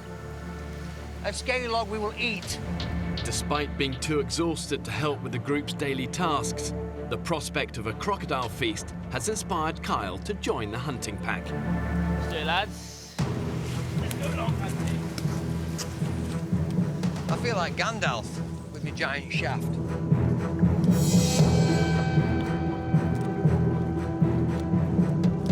How you feeling, Barney? It's very difficult because I'm so excited. This is all what we want, but when it comes to actually pulling the animal out and having to kill it, I don't know how I feel at all. But at the moment, absolutely buzzing. Yeah, definitely feel like a tribe on a hunt. Yeah, it does, doesn't it? Everyone's come out prepared. Oh, this is the most excitement I've felt since I've bloody been here. How you feeling, Vic? I'm feeling excited, but we've got a job to do. We dispatch it in a humane manner as we can. But woo! That's how I'm feeling. When you're hunting crocs, you've got to make sure that you don't become the prey, because these prehistoric beasts are fast. And once they get hold of you, grab you, drag you into the water, and then they strike, bam, lightning speed and incredible power. What's weird is I can see it and it's got his eye open. Looking at you. This thing is going to go absolutely mental. Yeah. Absolutely mental when it comes out. Such a blessing. It's a dangerous animal, but we need the food. We need the food. This way, guys. Barney? I've got the cavalry. Bring on the cavalry. Where is it? It literally is just where you can see that blue rope by the log. The blue rope is wrapped around the caiman. Oh! He's big, boys. He's big. Okay, he's moving. We need to get a loop over that mouth. I think one of these branches has him pinned. He's making bubbles. I think he's going to do something. Here we go. There we go. Look at that beauty. He needs to breathe, doesn't he? He's hissing at us. Okay, he's trying to go back. Here we go, boys. Right, where's that rope with the hook? Here. Look. Okay, boys, we need 2 people on that rope. We need to pull him ashore. Is his mouth open? His mouth is slightly open. Okay, Vic. Nice and calmly, boys. Come on, Vic. Whoa, come on, baby. Come on, Vic. Right, nobody move because his mouth's open. Yeah, you get him. You get him. You fucking get him. Let him slow. It's round his neck. That's it. We got it. Come on, big boy. Come on, boys. Come on. Right, I'll distract him. Hey, Mr. Croc. Hey, look at me. Look at me. Look at me. Ooh.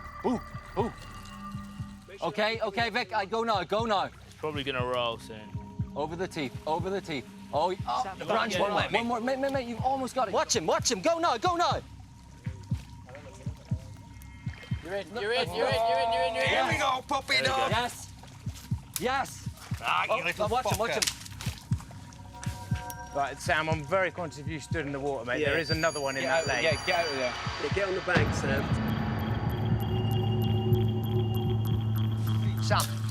Sam, watch his tail. Sam, get out of the water, mate. Mate, I think we're good. No, see, there is another one in this lake. If he came along and nipped your heel. Let's just fucking get this guy. Have we got enough people tugging on that rope? Yeah, Charles has got it. There we go. Right, we now have 2. That's it. He can still snap, can't he? Watch his tail on your leg. Yeah, I'm on it, don't worry. All right. I'm staying And again, Barney. No, look what it's snagged on now. Take Right, your time, snagged on fellas. this one. Take your time, fellas. Right, don't cut the rope. Oh, shit. He's growling. This fucker is fucking powerful. Give him a minute. I think he speaks English. Where's the knife? I've got a knife with me. Get the knife out ready. And then, Kyle, what are you doing? You're going to drive the knife? Take him out. Right, where are you going to put it? Just behind his eyes in the skull. Heads on, guys. Heads on. We go on go. 1, 2, 3. We all go on go. 1, 2, 3, go. Come on, boy. Nice and calm. Nice and calm. Go on, lads. Push it in. Push it, lads. That's the one, boys. Yes, mate. Yes. That's it. Gentlemen, we have handbags. Come on. Nice teamwork, fellas. Take them down, boys. Come on, boys. Boys. Back it out. Get in there. Oh, he's twitching. He's moving. Kyle, fucking killer blow, mate. That was awesome. Get in there, boys. Woo! Actually wrapping up a dinosaur. We just caught a prehistoric animal. Damn it. Amazing. Feels so caveman. Doesn't it? Feels so caveman. If Pierce doesn't shit after eating a load of this, he's got a serious problem. I just.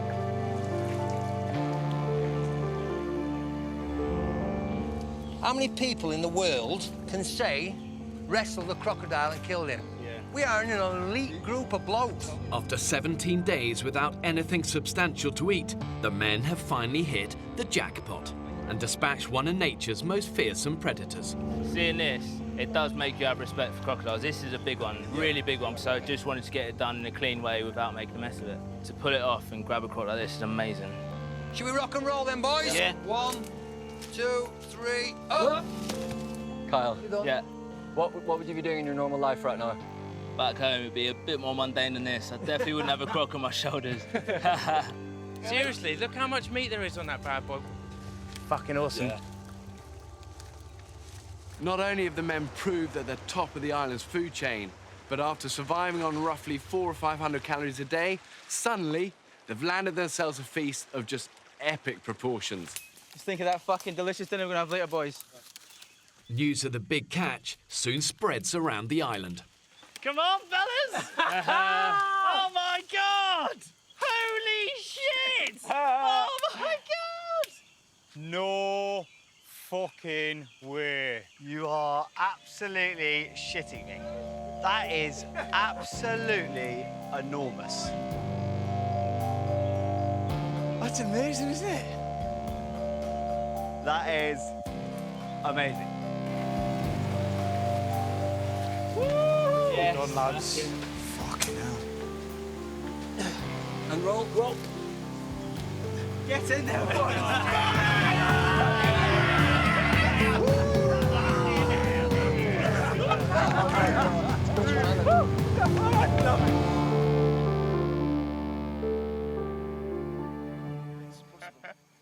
A croc of this size could provide the men with tens of thousands of calories. What do you think of that, big boy? That's beautiful. Listen, respect to him. Out of the water, trap, dispatch within 15, 20 minutes. Yeah. That's brilliant. I'm pleased about that. We were very respectful of her. Oh my God, I think I can see a plate of meat coming along. Oh, hello. Look at this, boys, as if you didn't need any more motivation.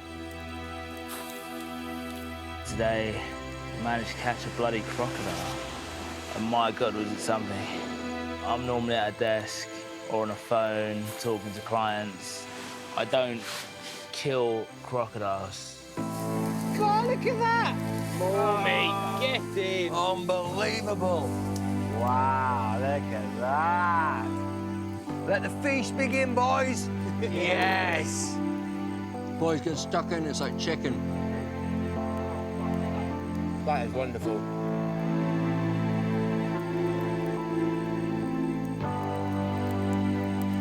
Just had my first taste of crocodile. To me, it just tasted absolutely divine. It's nice to have a mouth full of meat, isn't it? Not just a nibble. We all get more than we can possibly eat. Here's the heart. This is Kyle's, the killer. Kyle, salute you, sir. Based on the fact that I killed the croc, I was given the privilege of eating its heart. It felt like a good feeling, almost like the prize for doing a good job. Go on, Kyle. You feel like you're inheriting its strength. Like a boss. Yeah. Oh, fuck, that was nice. God, that was nice. Oh, that second piece I took was beautiful. Oh, God, I feel like I should have to Sunday dinner at home. Absolutely lovely. What a lovely, lovely feeling that is. I feel sorry for Piers because he needs to open his bowels, otherwise it's going to be painful. Oh, he's going to open them after this. So I was absolutely dead on my feet earlier. Completely and utterly gone. And suddenly the morale boost the team needed that so badly to kick the spirits up. I think this counts as, just for today, if nothing else, more than surviving.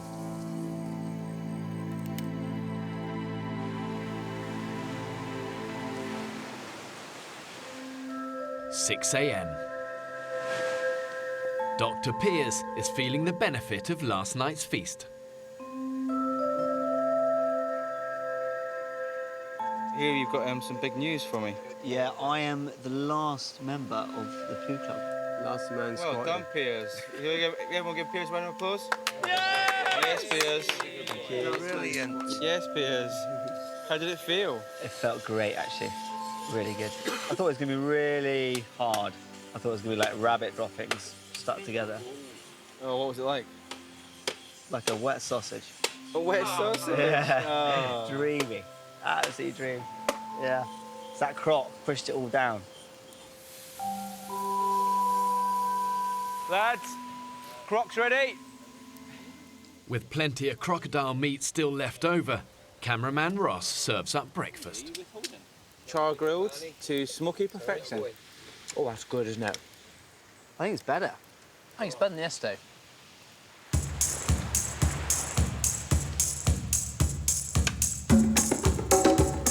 With their bellies full, the men set about their daily chores. Look at that. We have done wood in the same time it took Kyle to get dressed.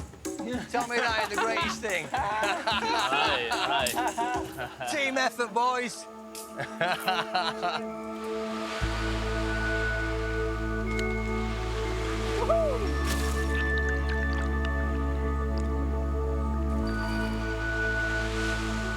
feel like I can just lie on this beach right now and think about nothing and do nothing and not feel guilty for the first time pretty much since we got here. Does this feel personal collection? This is early for me. I thought so, yeah. I thought that A bit slower. I thought that. A bit slower. That's it. That's it. Bring it. Lovely. Enjoy the idyllic tropical sunshine. I think life isn't too bad after all.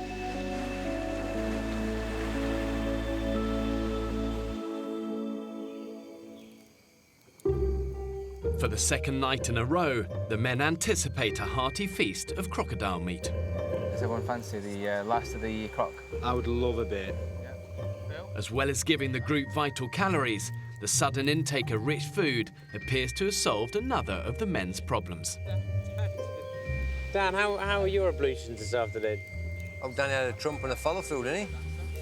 He shit himself this afternoon while he was making his bed. Dribbling down my legs. Just a little bit. A little bit of boo came I out. had to squeeze my socks out. Who's that bad? Oh, God. Well, you fucking asked, didn't you?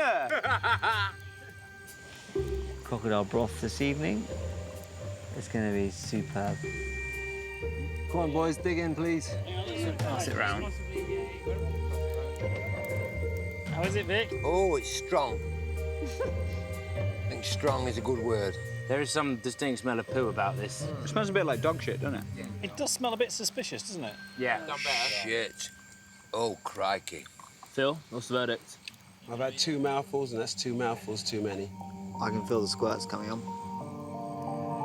The 30-degree tropical heat has spoiled the remains of the crocodile, leaving the men, once again, with nothing to eat. The final meal from our croc, it was basically rotten meat. It was pretty... I don't want to think about it too much. It was pretty much the worst thing I've ever had in my life. Oh dear. And your shoulder pierce. Yeah? Well, tonight marked the end of our crocodile feast. From now on, we've got no more meat to eat. Now that crocodile is dried up, we need another source of food now. Oh my God, what's that? Is that Andrew? Oh my God. Next time on the Women's Island, Oh my God. thoughts turn to food. I think a bogey just came out of my nose. Eat it, waste nothing. Oh my God, there's 2 piglets. The first thing I thought of was crackling.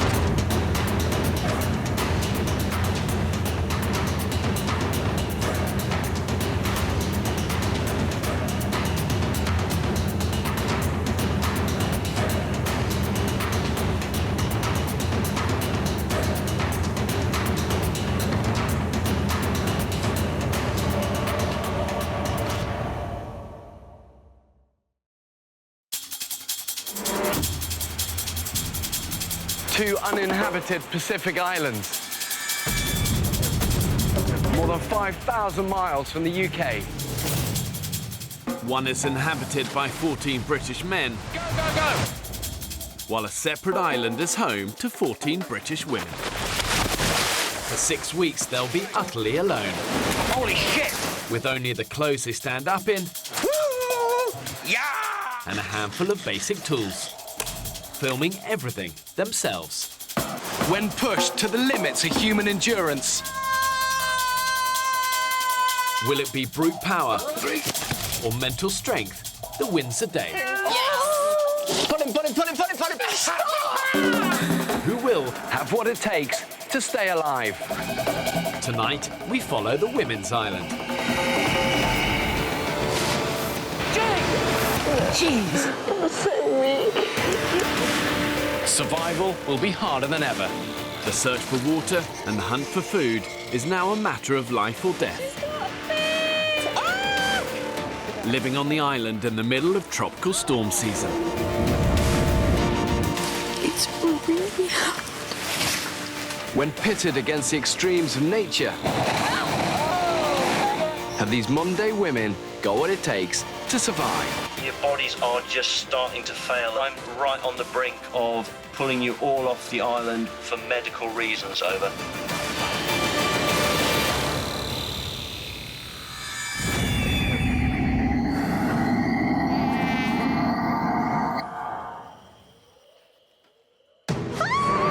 Get the knife! Get the knife! Fuck!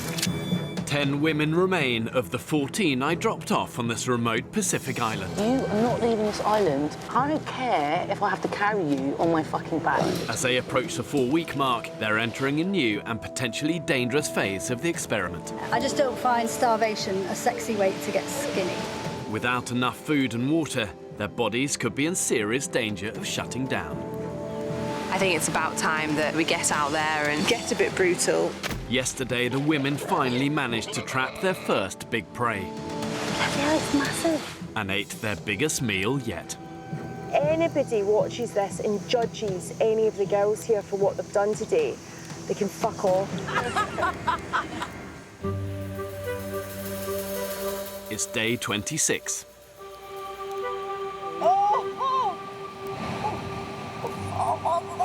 What's that? It's moving. It's from the pig.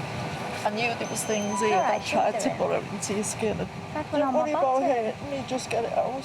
A plague of parasites from yesterday's pig carcass has hit camp. Basically, camp is infested with ticks. Oh, Christ. Let's wash down and we'll basically give each other a visual check. Who says we don't have to take our clothes off to have a good time? Hello! She looks a bit angry. He was hungry, it bit me. Turns out I've had a tick right on my bum. It's made a right mess. Oh, it didn't offer. I've got one there, but it's like it's got its head in there. These blood-sucking insects burrow their heads deep under the skin to feed, exposing the women to a host of dangerous tropical diseases. As I went like that with my fingernail, the arse end of this tick came up with its legs moving. Well, oh God, it knocked me sick.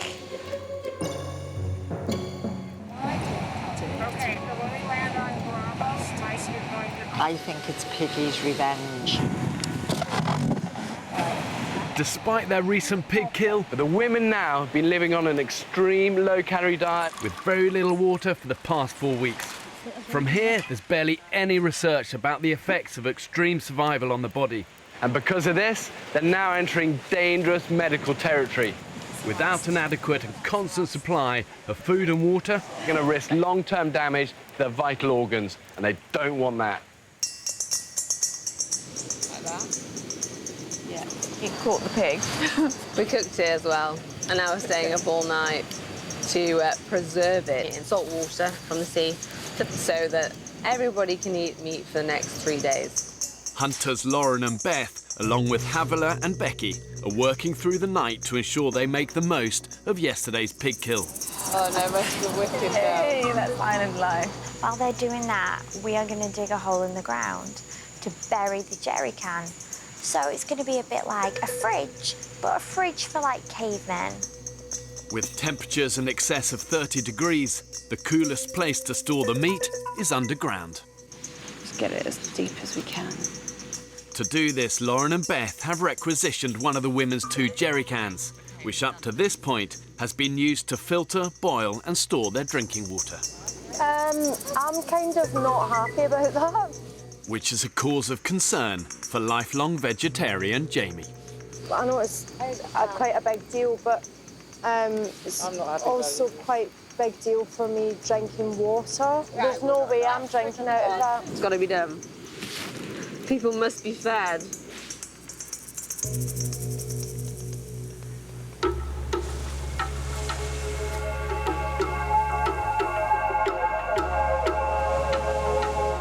I'm a bit devastated about still being awake at this time in the morning. This is not the same as tottering in at 5 a.m. on a pair of heels, really, really drunk. Having worked through the night, the pig preservers head back to camp with a jerry can filled with pork. I think people have their priorities wrong. I'm not saying that they shouldn't have done that to preserve the pig, because I also didn't want the pig to go to waste. I mean, I know I'm a vegetarian, so it's easy for me to say, but it's almost like that was prioritised over our water, and that's what I'm pissed off about. OK, we're just going to cover this valve, because we don't want any little nasties. On the island, Jamie's helped establish a successful water purification system, using one jerry can for filtering and the other jerry can as a kettle for boiling. It's fucked up the whole water system. I've been sitting there for days doing it. One jerry can, get it on the boil. Filter out another jerry can, get that on the boil. And even then, we're struggling with the water. Now, we've got one shitty jerry can without a lid. So now I'm suffering. Midday. With tonight's dinner stored in their makeshift fridge, the women who stayed up preserving the pig are resting on the beach. You smell so clean. No, I don't. I'm sniffing you. 55-year-old Julie is hard at work, determined to supplement the women's dinner. She spotted her dead fish. But what I'm going to do is, I'm going to tie this up and tie it to my ankle and see if anything else comes to eat it that I can scoop up in my kiddie net. What a lacking talent I make up for in enthusiasm. My mum used to say that. Oh, Julie. 862 altogether. I'm single, divorced. I've bought the house. This is my second house that I've bought. And I've done it all on my own. I think I'm hard-working. Once I start, I'll really give it, you know, till I'm absolutely dropping. So it's like I'm behind myself with a big stick all the time. I don't give myself a break. Just be careful. I don't want a shark taking your leg off. This is the strangest fishing I've ever seen. Julie is killing me. I absolutely love her. I'll keep throwing it out like a distressed fish. I don't know anything about fishing. I could be a couple of hours. I'll give you the shout. Oh, Julie. Further down the beach, Give me a really good tug towards you. Jamie's made a discovery that could make her water more palatable. That is lime leaves, isn't it? Yeah. I've been picking heaps and heaps of these lime leaves and putting it in this boiled water. It just takes away some of that rotten taste. Totally tropical taste. I'm fucking determined we're going to get something out of this ocean. On the shoreline, Julie is still hard at it. No, she didn't. Yeah! Go, Julie! Wow. No, she did nothing. Fish fell back in the water. I just fucking despair, I do, honest to God. 2 p.m. Julie is still fishing. Have you ever seen anyone fish like that before in your life? I don't think any fish couldn't eat her. Whilst the rest of the women are more interested in sunbathing and relaxing on the beach. Oh, this is why we came here. This bay is an absolute dream, isn't it? Exhausted. Beth and Lauren wake to discover none of the other women have done any work. We stayed up, we cooked breakfast for everybody, we cooked supper for everybody, and then we needed a kind of a little bit of a break today, and because we've had a break, everybody else has had a fucking break, and nothing's happened. Do you know what? Sometimes I find this island sends me round the fucking bend. Everyone was agreeing, you know, you guys need to have a bit more of a chill day. Well, everyone seems to have taken that as everybody's going to have a relaxation. So we're back at 4 o'clock in the evening. There's no wood for the fire. Just feel like everyone's taking the piss, really.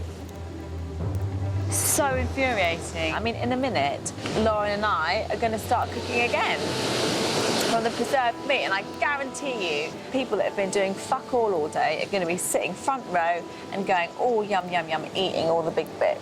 And that is just winding my fucking bobbin up.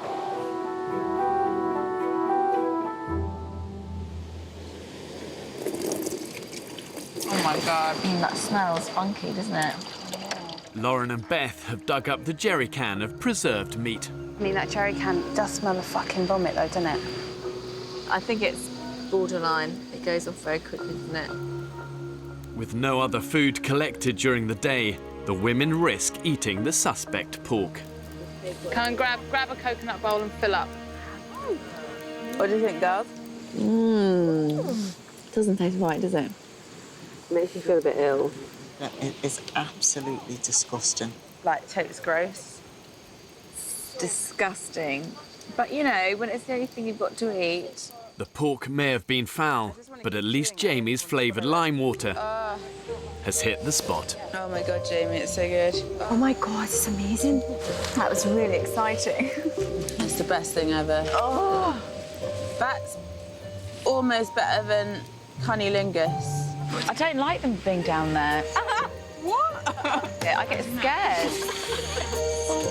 I don't like, what the fuck are they doing? And their little beady eyes. Don't like it. Don't like it at all. I'm like, well, get up, get up. My son.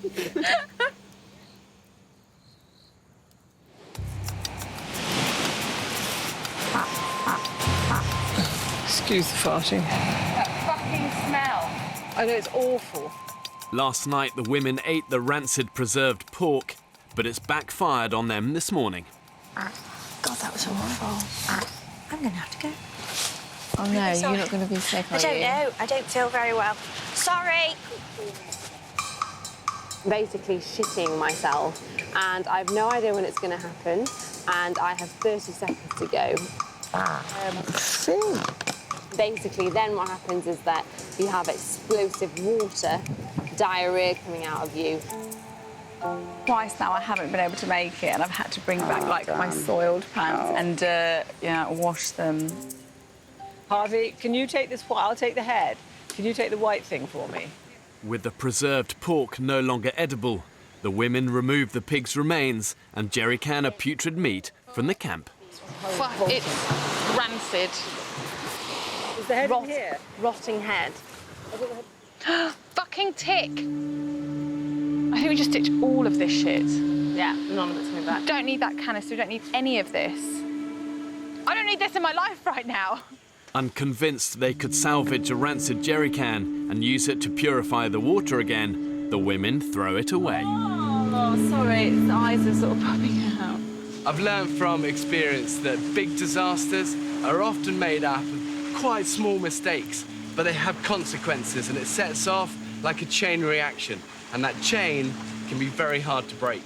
Now, with only one jerry can to produce all their water, the women are unknowingly heading towards a dehydration crisis. We've lost half our buckets and half our containers now. Yes. But we'll find more buckets and containers, but we couldn't possibly have brought those back. I mean, they were just rack. In one stroke, the women have halved the amount of drinking water they can produce and have permanently disrupted their purification system. Vegetarian Jamie is unimpressed. I'm not happy. That's how much water I've got left. I had that in this morning, so that's all I've drank today. I'm pissed off at the fucking situation. And I think I've got PMT. Uh-oh. Yeah. 4 weeks in, and the women are entering uncharted survival territory. It's fucking hard. Like, it's not a joke, it's really hard. And I miss everybody. I miss my family so much, and I miss my boyfriend so much, and my best friend so much. And all I want to do is, you know, have something substantial to eat, or have some water that doesn't taste like the bottom of a swamp. But I just keep telling myself, I have to keep pushing on. The women have unwittingly put themselves at risk of dehydration after discarding a contaminated jerry can. It means they can now only boil and purify half the amount of drinking water. When that happened yesterday, I was like... Yeah, she lost it. Don't ask for much, do you? Coconuts and water. Exactly. Jamie is furious with the other women and decides to take drastic action. Really annoyed, actually. I'm going on strike now. I'm going to do what I want, when I want. I'm not doing anything else apart from the water, because I cannot live without water. Rolling! Jamie has withdrawn her labour from the group and will now only do the one job that benefits her, collecting and purifying the water. I'm going to be water bitch, because nobody else gives a shit. I don't understand. Where do you think it fucking comes from? A tap.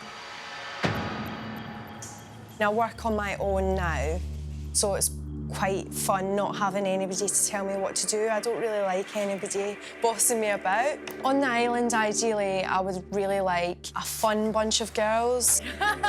Anyone that took themselves too seriously, I would find that a bit difficult. It's just a never-ending circle of chores to be done. Yeah. In camp, the women are working through their long list of daily jobs. We have basic chores that have to be done on a daily basis, or else we won't survive. Getting wood for the fire, getting water, and finding food. And if we don't succeed in those, everything goes to hell in a handcart. After this, I'm going to filter water, and then I'm going to have a bath, brush my teeth, wash my clothes, chill out. Surviving takes hard graft and everyone working together as a community.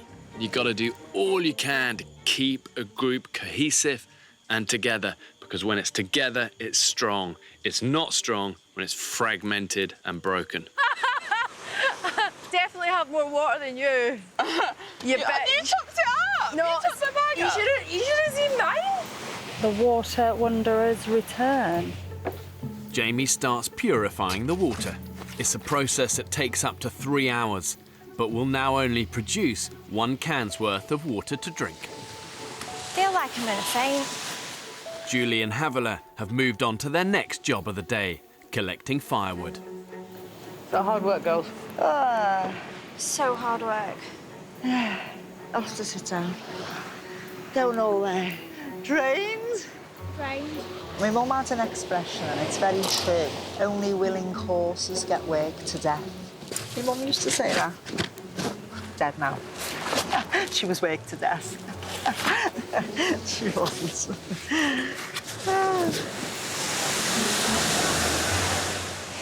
You've got some colour, Janie! Good. I want rid of this Scottish skin. 2 p.m. While the other women remain hard at work, Jamie is relaxing on the beach, and it hasn't gone unnoticed. I feel like I haven't stopped today. Like, it's one job after the other after the other. It's how it is. Being here, you've just got to be so busy. You've got to work as a team as well. I know. I know. No. So I struggle to understand how some people function on just doing one thing a day. Hey, Tits McGee! Who the fuck thought? Jamie again, sunbathing on the beach. There is a large handful of us that work solidly the whole time. Not for ourselves though, for the whole team, so the whole team can benefit from it. I'm naked here. Stop filming me. And not everyone has that same level of responsibility, and it's a joke.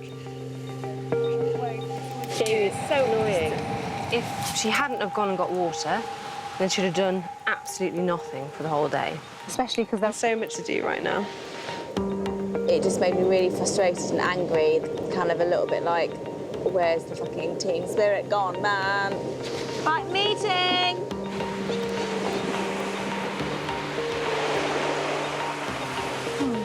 Something had to be said because I was getting fucked off. We are a small group now. There's only 10 of us. And so we need everybody to be hands on deck. And that isn't happening. It's becoming really obvious, like, that certain people are doing lots of things. And sometimes I do feel like some people aren't doing as much. Everybody is knackered. Everybody is depleted of energy. In a way, get over that and accept that everyone has to pull their weight. Does everyone feel like they are contributing the same? That's what I would. Well, I do. I do, yeah, actually. I don't like sitting here and people are making out as if some people are being lazy and they can't and not pulling their weight. It's not just a one-job day. This is my thing. That, you know, the jobs continue. There's certain jobs that I don't feel that I actually need to partake in. What do you mean by that? What do you mean by that? I can help with things that will benefit me. It means anything to do with water. But things that won't benefit me, no, I don't care. Just crazy, crazy talk. It's just the lack of acknowledgement that, in fact, they weren't pulling their weight. How can you be so selfish? How can you not give a shit about anybody else? I mean, it's just complete bullshit. I don't like getting told what to do and when to do it. So if I want to lie down and sunbathe for an hour, everybody else can fuck off. Lauren's upset, Jamie's upset. Interestingly, I've heard them both say that they feel bullied by the other one. I just think they should just hug it out. Hug it out over a nice glass of warm swamp water. With all the infighting, they've not noticed that the water supply is dwindling to a standstill. Realistically, the women need to drink about 3 litres of water a day. At the moment, with only 1 jerry can, they're averaging just 1, and you can't sustain that. Maybe a little drop more, darling. Today, Jamie has managed to boil and filter the 1 remaining jerry can, but water is already running low. Doesn't look very much to me. No, it's not much at all. With not enough water to go round, Julie and Georgina take the last cup before leaving camp to go fishing. There's only so much water in a jerry can, and it just so happens that you are at the back of the queue because you're doing other things and you don't get to fill up your bottle, then there's barely any water left for you. I've got a nice bit of tangled net here, which I'm going to try and get some crabs with. Good, good. Did you get your water? It's in here. Have you got yours? Yeah. Do you want to put it in there? It's all right, I can manage it. Okay.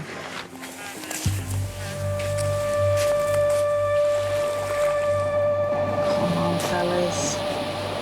Just even a little one. Clicked Austin, isn't it? Back in camp, Lauren and Becky are getting ready to hunt. They're prepared just in case. We have no water to drink. We're going to have to go, aren't we? Yes, boss.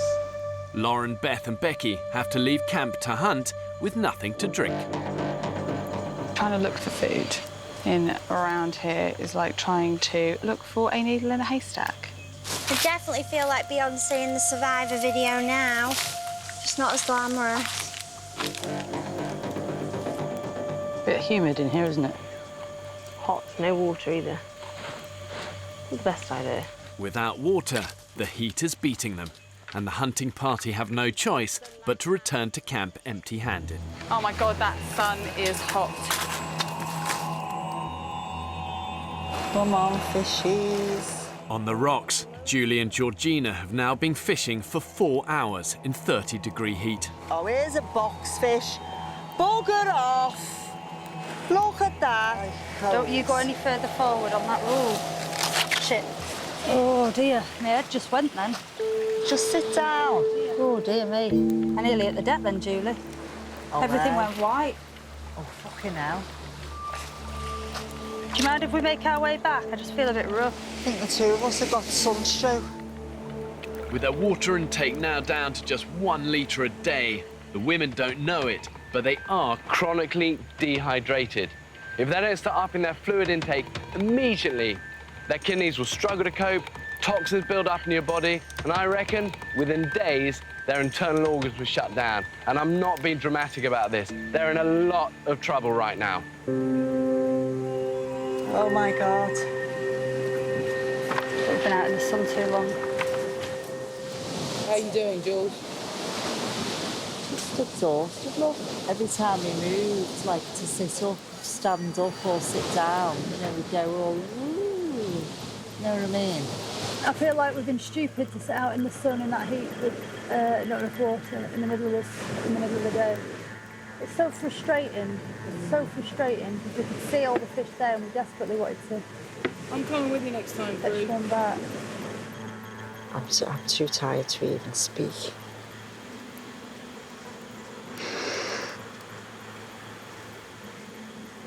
I hate being like this.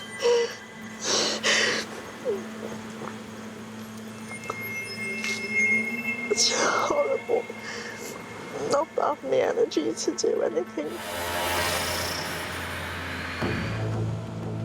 Yesterday, Julie and Georgina went fishing without enough water and collapsed from dehydration. I can't stand this lack of strength in myself and lack of energy and inability to keep going all day because my body just won't let me. Since discarding a contaminated jerry can and halving their water production, it's slowly dawning on the women that they're facing chronic dehydration. There's just not enough water for everyone at the moment. We've all got pretty much empty bottles at the moment. So I now need to wait for this to get boiled, which is going to take a long time. Right, what's up? Water's just tipped over. Fuck. Oh, for fuck's sake. Now we've got one shitty jerry can and it falls predictably. I knew it was going to fucking fall. By the time she's picked it up, all the water's fallen out. I'm not drinking enough. Nobody is. I am feeling weak right now. Are you? I can't get up the sand. It's like an effort to walk. And it's so tiring. I don't know about you, Georgie, but I keep going lightheaded. Do you? Yeah, every time I bend over. It's terrible. That sounds really strange, but every time I sort of bend down to do something and then get back up, I get really dizzy. I think everyone's feeling the same, aren't they? I am really, really concerned about each of us who are not drinking enough. I mean, some people are drinking less than a litre a day. I think it's just got worse and worse and worse. Each of us is feeling like we're going to faint at several points during the day. Having spotted the telltale signs of serious dehydration, Dr. Belinda calls an emergency meeting. The biggest killer out here, our biggest, highest risk is dehydration. We should be getting 2 litres to 4 litres a day. If everyone has one small bottle when you wake up, then at least you're a quarter of the way there already. Look, we are in scary territory where we just don't know what's happening to our bodies, and there could be effect on our vital organs as well. Your kidneys and also your central nervous system. So if you experience any weird symptoms at all, do tell me. On that note, I just need a sample of your urine. It's going to give me a general idea of any alarming kidney problems. Yay, thank you. Belinda will send the samples to my support medical team on a nearby island. So if any of us are in extreme danger, then what happens? You'd be evacuated off. If there's any indication of serious damage to your kidneys, then we would need to look into that immediately. And is it possible for us, some of us, to be in this state without knowing about it? Yeah, because a lot of the symptoms mimic problems that we actually have. Tiredness is a big thing with kidney failure. Nausea as well. We could well be in this serious situation, be unaware of it. And it was quite alarming what she had to say, really, about the way that our bodies can start to fail.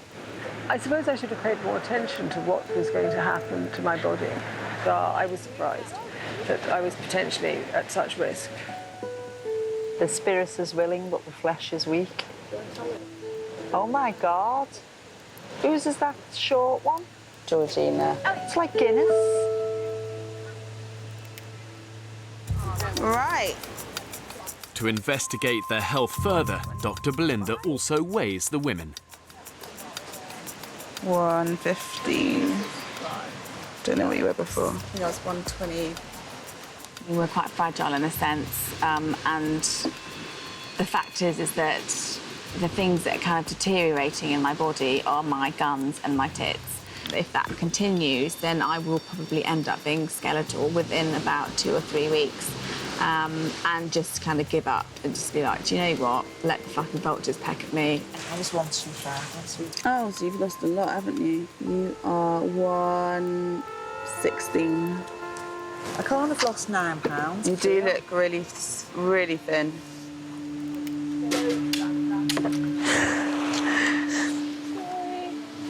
Expected to lose a few pounds each week.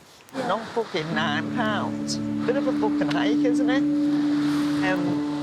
At that rate, I'm not. You're going to be fucking carrying me off on a stretcher. You know what I mean? So I'm so fucking tired. You're tired because you never bloody stop. Well, you're like a bloody Duracell bunny, Julie. You are. Really not. You are. The women may feel at rock bottom, but an instinct to stay alive really is deep within us all. You know, our subconscious wants us to survive and to thrive.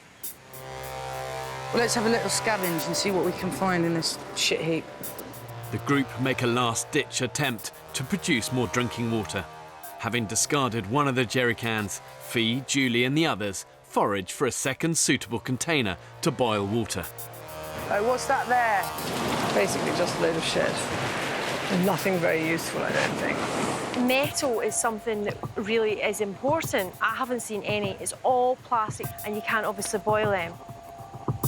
I am so thirsty. If we don't get the things we need, we won't survive. It's as simple as that. Plastic bottles, plastic cans, basically plastic. And that's it. Oh, we don't want that. They've failed to find any metal containers, but Julie is not giving up. So we have to find something. Desperately dehydrated, she hunts further afield to find a second container. But the tide will be high again in a minute. Julie! Julie! Julie! Jesus. Julie! Julie! Oh, fucking hell, Jules. It's day 35, and 55-year-old Julie has collapsed from dehydration. I'm so weak. I'm so weak. Get B and get on the blower! No. George, no, don't bring anyone. I'll get her out. No, you won't. Just stay. Phoebe, Julie's passed out. Stay there, Jules, stay there. Go ahead, Foxtrot. We've got a situation here in that Jules has passed out. With Dr. Belinda away from camp collecting water and out of reach, my emergency medical team on a nearby island is immediately scrambled. How you feeling? I think it was just It's all right, just precautionary, OK? What we want to do, Julie, how do you feel about trying to sit up for me? How's it feel? Just need to keep hold of your pulse while you're sat up there. Yeah. Honestly. What about drinking today? I probably haven't had a lot today, to be honest. You need to be constantly hydrated to do the smallest tasks here. And it really does go to show that just in one little moment here, it can all change. Yeah. I'm happy you're bright enough, everything's fine. Honestly, go, please. I'm so embarrassed. Right, well, she's dehydrated. You're all dehydrated. If you can just keep an eye on her. You put a whole load of fit soldiers on an island like this for weeks and weeks, and they'd struggle with it as well. No, definitely not again. Oh, you're awful good to me. I don't think I'm a drama queen, but I think I could have just closed my eyes and drifted off.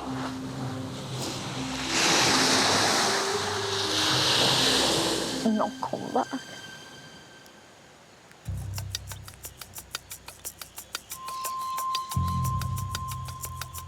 Even the strongest women are slowly dying of thirst.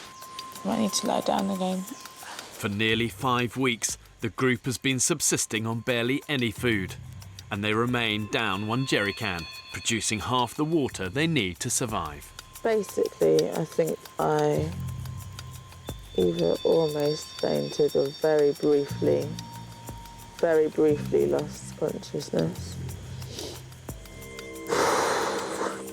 The signs of chronic dehydration really are now starting to show amongst women. And to give you an idea, just losing just 5% of your body weight in water leads to irritability, headaches, lightheadedness. When you get to 8%, the lack of water causes fainting fits. After that, delirium and hallucinations set in. And when you get to 15 to 20% of your body weight lost, you're dead. It's literally just our minds now getting us through it. It's literally just people being like, I am going to finish this, I am going to finish this, that is keeping us going. Like you yesterday. No, it isn't like I'm not going home. Not going home. Exactly. The group's on their arse at the minute, Georgie. The group is completely on their arse. The results of everyone's emergency urine tests are back. Foxtrot, Foxtrot, this is... All 10 altogether can hear you loud and clear. Over. Paramedic Mike and survival expert Ross, my rapid response unit on a nearby island, have urgently asked to speak to the whole camp. I'm looking at your urine results and things here, and I'm looking at your weight charts and everything, and I'm looking at people whose kidney function is on a decline, and I cannot stand by and let that decline continue. Based on the fact that what I'm looking at and what I saw the other day and your dietary input, it's not enough to keep you going without causing you all, or certainly a number of you, some long-term problems. Your bodies are just starting to fail at this point. Now, there's no easy way to say this. I'm teetering right on the brink of pulling you all off the island for medical reasons, over.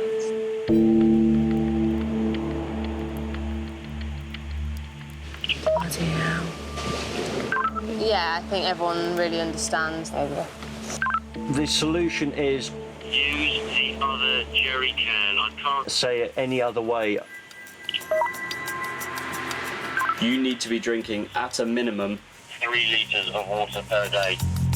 Worst case scenario, when you're all sitting in a hospital, the thought of drinking out of a slightly disgusting jerry can that's had pigs in it will not seem as bad as potentially a lifetime on dialysis.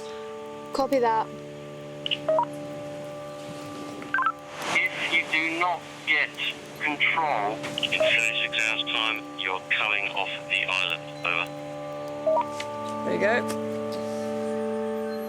The women have just 36 hours to pull back from the brink. They're not fucking about. We are going to be pulled off this island. I mean, very fucking seriously. I know that we all need water, full stop, and that's the only thing that's going to stop our kidneys failing. Secondarily, let's get some regular food into us. That's going to help with our general energy levels.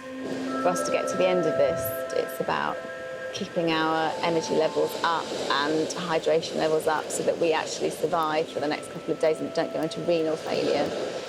And if we don't, then we're going to be taken off and we're all going to look like massive dickheads. I know some people are struggling more than others, but what we need to do is, you know, try and work together without causing arguments, disagreements, unnecessary stress. Everyone's knackered, everyone is tired, everyone has no energy, hasn't eaten food, we're all in the same boat, but we all need to come together. Exactly. We have to get through it. We have to pull together. And in a way, it's going to force us to do that. At times, we work as individuals and not really work as a team, but we're going to have to. We have to work together now. When a group faces a life-threatening crisis, do you lie down and die, or do you pick yourself up and determine that you're going to control your destiny? You're going to go out there, you're going to be resourceful, you're going to work hard, and you're going to turn the situation around. If these women have any hope of surviving, it means teamwork, and that takes courage and hard graft. Right, Nick. So I've got to cross that swamp. Yeah. With everyone agreed they need the crucial second jerry can, Fee has volunteered to retrieve and sanitise it so the women can immediately double their water intake. That can is going to be full of all sorts of shit and bugs. I'm not really breathing very deeply. Rank with putrid pork, it's been sweltering in the swamp for 10 days. Oh, nice. Splashed on my foot. But sometimes the island can be unexpectedly generous. Not that smelly, is it? Absolutely amazing. It doesn't smell rank on any level. Maybe the maggots have done the job. There's a lot to be said for maggots. I'm so glad we got that jerry can back, actually. Yeah. Now the 2 jerry can system is back up and running, the women should at last be able to hit the daily target of 3 litres of water each. So we've got 1 can on the boil. And I just want to get this one filtered. Well, I'm less stressed now about the water. Just drink that anyway, shut up. Get it down you. I should squeeze away out. Thank God, it's so sweet. But I don't want to... I'm not leaving. We're walking too long before we find some yucca. With the water production line back on a roll, Jamie is happy to return to work, joining forces with Lauren and Beth to find carbohydrates the group urgently needs. God, I can barely walk. It's really hard. It's hard, you know, being in a group and put under so much stress, and nobody's perfect. Everybody has their moments, but we have to stick together as a team. Our muscles were stronger. Oh, I can see some yucca. Bring What back. you got there? Woo! Babe!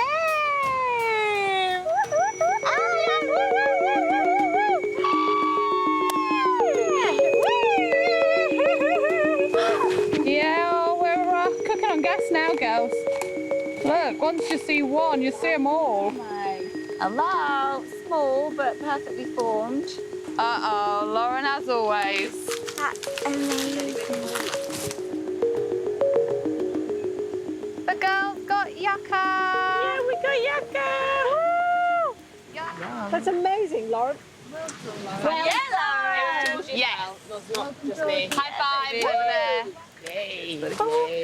Way! Check out my yucca.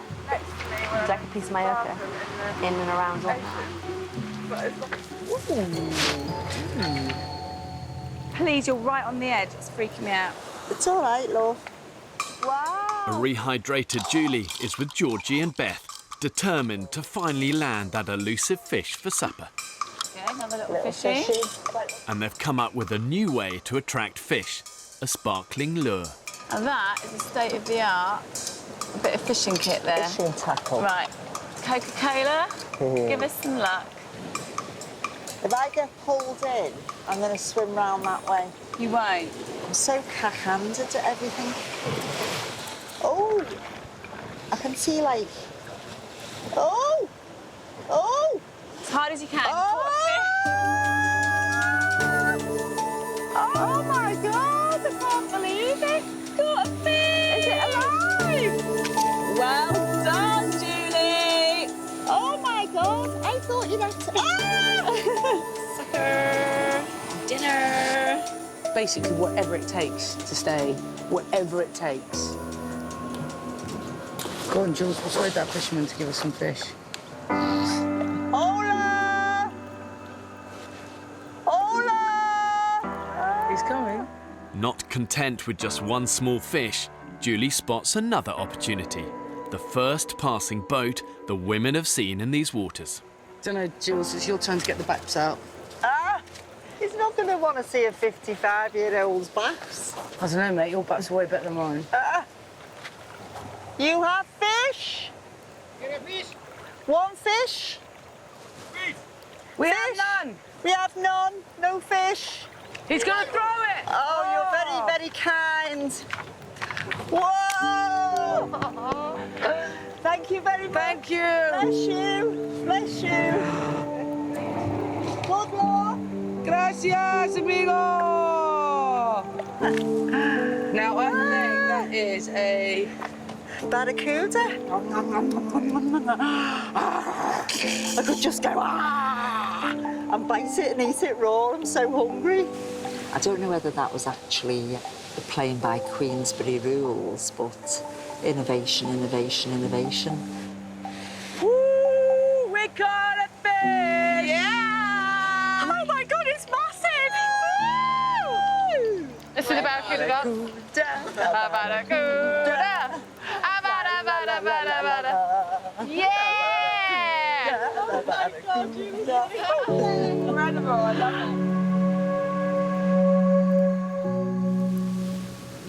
it. Smells amazing. We should have got this place licked. You know, 10 women, hey, this place should have been shipshape. Tragically, not the case. That's the hero of the moment. I don't even want to talk. It's so tasty. But at least we've started now. Not too late. Next time on the men's island. It's little old me. Unfortunately, I don't trust you.